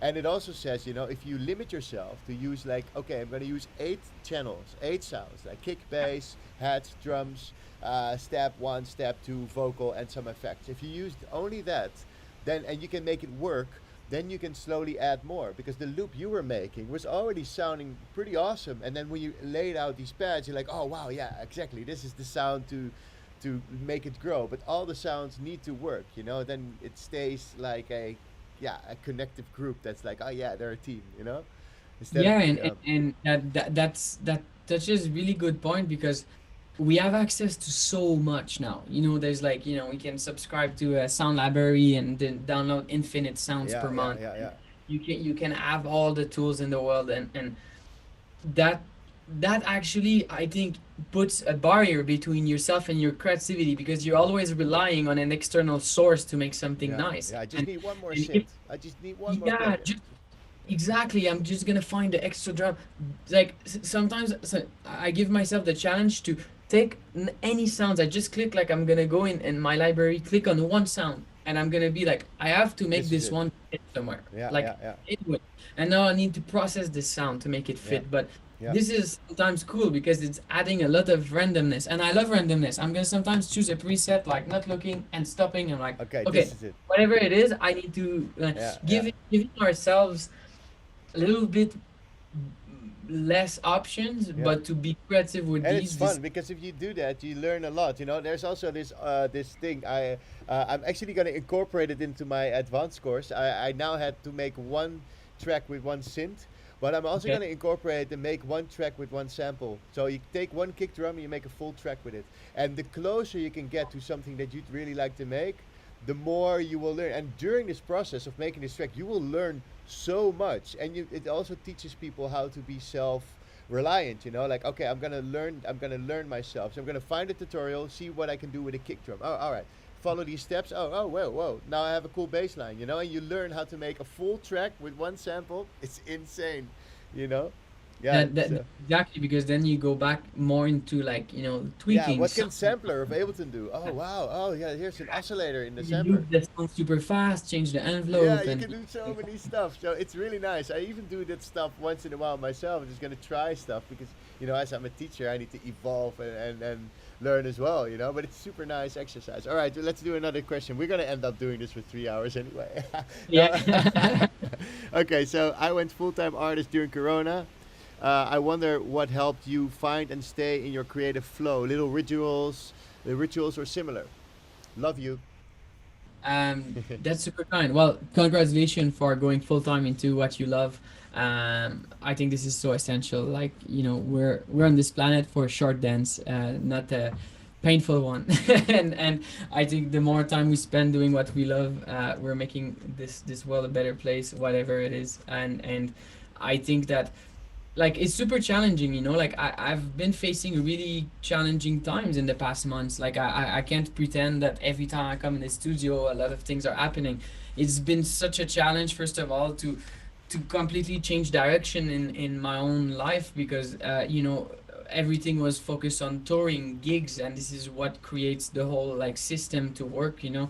The music aspect is what creates, you know, the potential to go play and travel, but what is actually fueling, you know, and giving me the resources to keep doing what I do is usually the touring. So that's been like a couple of months of questioning and challenge, and like, okay, are we going back on the road? Are there going to be shows in September? Are going to be shows in October? And then there's been a point where I had to really let go and start realizing, okay, like all my time is back home, all my time is in the studio right now. Need to create a new healthy routine around that. So I would say, like, you know, yoga, taking a walk. This summer I started biking to come to studio, and you know, that 30-minute bicycle ride for me is clearing my head, pumping the blood a little bit, and I come in with more energy. I feel like going back home biking, it's like a little bit tiring sometimes, and this is really helping. I think the body needs to be in check for the mind to function properly. Yeah. Eating well, you know, drinking lots of water, and having like a good amount of sleep. Listening to your body is so important for the creativity in the mind to go. But something else that is important is like, I think, to, you know, make lists, make like short-term objective and long-term objectives, and you know, divide your end goals into shorter and smaller steps. And this is really a nice way to do it. You can either divide it, you know, within the week and say, okay, every Monday is going to be my day that I go get inspiration. I'm gonna go for a walk in my own city, and I'm gonna, you know, get out of the studio that day and do other things that will inspire me. Or I'm gonna meet people. I'm gonna, you know, read or watch documentaries. Whatever it is, you need to, I think, combine. I don't know if that answers the question, but Probably did like a few times. yeah, You know, like, but and also like meeting with other people, you know, meeting with other producers, set a meeting like, hey, shall we go make some music? It forces you to get into the studio, you know, if you have problems motivating yourself, or if you need some inspiration, definitely go jogging, go take a sauna, go to a wellness, go watch the beach, you know, watch the endless sea, and then get back, sample the sea, and go back and say like, hey, I'm gonna start with this, whatever. At least yeah, create a sort of concept. and Yeah, yeah, that's super true. Like yeah, using, and you know, if you're not by the sea, if you're in the middle of a busy city, like put headphones on and do a 10-minute meditation. You know, like one thing I really discovered is breathing. Like just breathing exercises. There's a free app called Oak, OAK, and there's a couple of like 60-second like, yeah, yeah, yeah. and just breathing is like magical. It's a short meditation when you think Oak, about it's it. called Oak.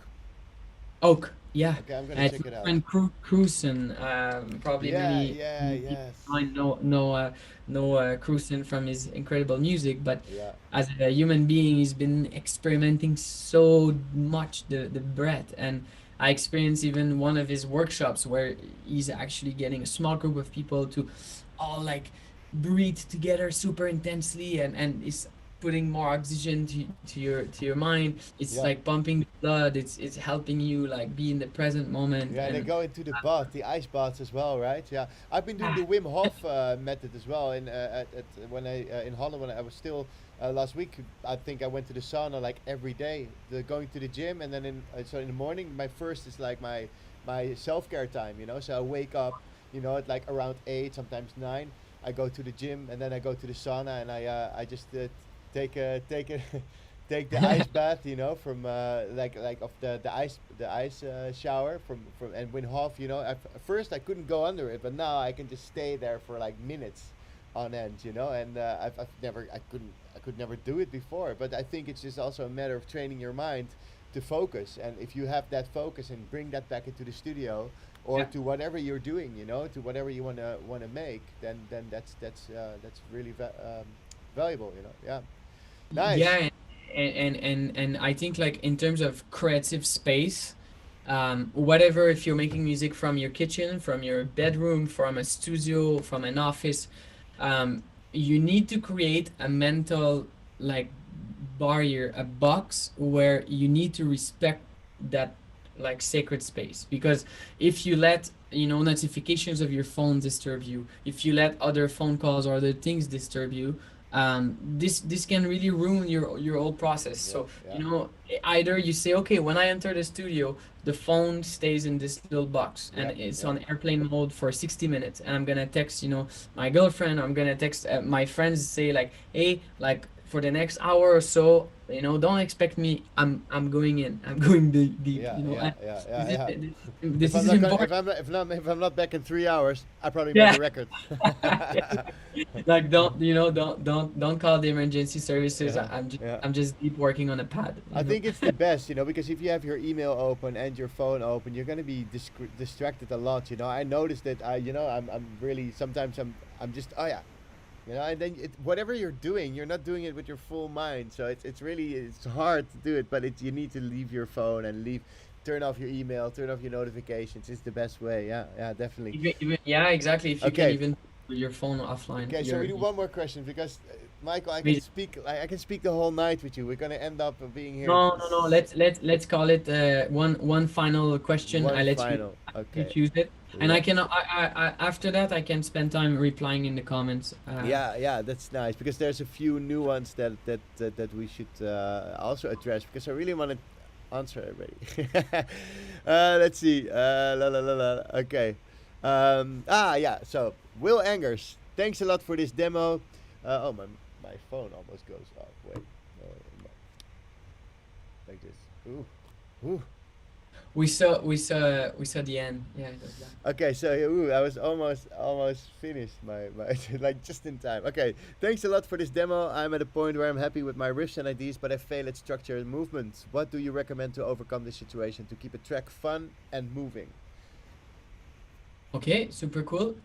Like you said in I the beginning, like working fast, right? Also, well, anyway, I don't want to influence your Oh, answer. but no, but you're really putting me on a cool track actually, where yeah, working fast is nice. I think stepping away from the laptop is essential to have fun. Like, it's impossible to have fun just with mouse and keyboard. So either having a little controller, either taking a microphone or a thing to add a little bit of your own sounds. And you know, like my song New on Anjuna Deep, like most of the sounds are from the kitchen. You know, it doesn't have to be fancy, it doesn't have to be like so. This is a nice way to add a little bit. If it comes to arrangement, I would say map a few things on the controller to like start and stop certain clips. This will create a lot of randomness in the way you do it. To have fun, sometimes collaborating with someone is really cool, you know, either online or either like, you know, in the same space if you can. um, and something else I would say is like, once you plan a studio session, try to not have anything important the next morning, or try to have an early start, to have a long session, and really like treat it like a, you know, yeah, I'm happy I'm going to make music today, and go all in that session. So while you're in that creative bubble, you can explore it as much as possible. For arranging and making nice arrangement, I would say probably, you know, like starting in the live arrangement of Ableton, and building as many layers as possible that all fit together, so you have many options of layers and sounds, and then try different combinations of like this alone, and less is more, to give the accent on each different parts. This Yeah, could be a way to do it. creating nice scenes and stuff. Yeah, yeah. Oh well, okay. So the final one that I actually Alex Angar, who was the violinist that played with you at your sunrise set at Burning Man 2019, wasn't that like Alvaro? Yes, Yeah, yeah, yeah. Alvaro Suarez. I'm gonna get Um, Alvaro on the show. I'm gonna call him. yeah, Yeah, Alvaro, you're next. yeah. You're next, bro. Oh Oh, my that's God, nice. such a beautiful moment. Like, so Alvaro was staying in our camp. He lives in Copenhagen at the moment, and such a talented producer. I play so much of his music. He's amazing, and also plays the violin. So for that sunrise at Burning Man, you know, there's no GPS. There's no like maps. You know, you need to just find what you need to Yeah, find. And yeah, yeah, 2 3 days before, I told Alvaro like, brother, I'm playing Sunrise on Sunday. I don't know where it's gonna be, but if you wanna join, it would be awesome. And I start playing for maybe 30 minutes. The sun is rising, and it's like, so much fun, so much excitement. Then I see far away a little bicycle appearing, and I see like someone with a hoodie and a violin in his back, and I'm like, yes, it's Alvaro, and Yeah, he's coming. Doesn't say anything. He has this like auxiliary cable in his hand, just passing me the cable, connect the cable, and we play boom. together. Oh wow, And, awesome. Yeah. and that's the spontaneous magic of Of Burning Man. working. Yeah, Burning Man, Yeah, working with yeah. musicians, so Alvaro, everyone, I recommend to check Yeah, him I'm out. gonna. It's a great reminder. I'm gonna ask him to come on. Yeah, yeah, it's nice. I think I missed that set. I did see him play himself. I think was it on the Mayan Warrior. I'm not sure. I saw him play somewhere, and I was like, wow, I cried on the piano. Robot art, I think we were. Robot Is it Heart. possible? Yeah, he was playing Yeah, the we were Robot Heart. playing Yeah, that that's one. it. He's Yeah, playing the Robot Heart. Yeah, super nice. Yeah. yeah, that's amazing. Well, Cora, thank you so much for being in my show. Man, thank you so much for having me. That was super fun, and thank you to everyone who's been watching. I'm looking forward to disconnect and go answer more questions. Maybe if I can help. I recommend everyone to follow Camille for more of that stuff with lessons in live. Um, on my side, maybe before leaving, the one thing I would say is what's coming on my side is. Electronic music, yes, but I would spend more and more time towards doing projects for the environment and climate change. I really hope like everyone kind of like takes that precious time we have on pause, and that pandemic that is basically Mother Nature telling us to slow down our crazy, unsustainable lifestyle of wanting to do everything and buy everything and consume everything, and just like press pause and reconnect with the important things like close people, family, important stuff, and try to evolve our lifestyle in any way we can to reduce our footprint, because otherwise we will be like dinosaurs and it will be a past history of extinction. So it will be super cool to go in the green direction, and this is where my next music album is going to be focused on. So this is Amazing. maybe my little way of plugging Mother Nature in there, but it has been speaking to me so much Yeah, recently, so I think it's an important topic to explore within the music world. yeah. I'm glad you mentioned this, man. It's really important that we're not gonna get the newest phone and the newest this and the newest that. Just use what you have. Also the studio. Yeah, exactly. So, Well, um, thank you so much, Camille. yeah, thank you too, and we'll see each other soon. I hope, and we'll do part two for sure. Awesome, let's do it. So thank you, everyone. I wish you a good week, and brother, enjoy the beautiful island of Ibiza. Thank you. Will do, and speak soon, bro. All right, take Yo, care. bye bye. Bye. Bye.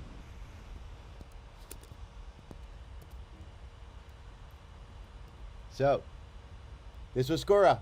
Thank you for watching for the dive in live session with Cora. It's all available on youtube.com/lessonsinlive. I will upload it as soon as it's finished. And thank you so much for watching. I hope you learned a lot. Follow lessonsinlive.com. I have a lot of stuff that I do. I make preset packs and sound packs and videos, tutorials, and whatnot. I give courses online, so you can join one of my beginners or advanced course. And yeah, I'm gonna invite Alvaro for the next time. So, bye.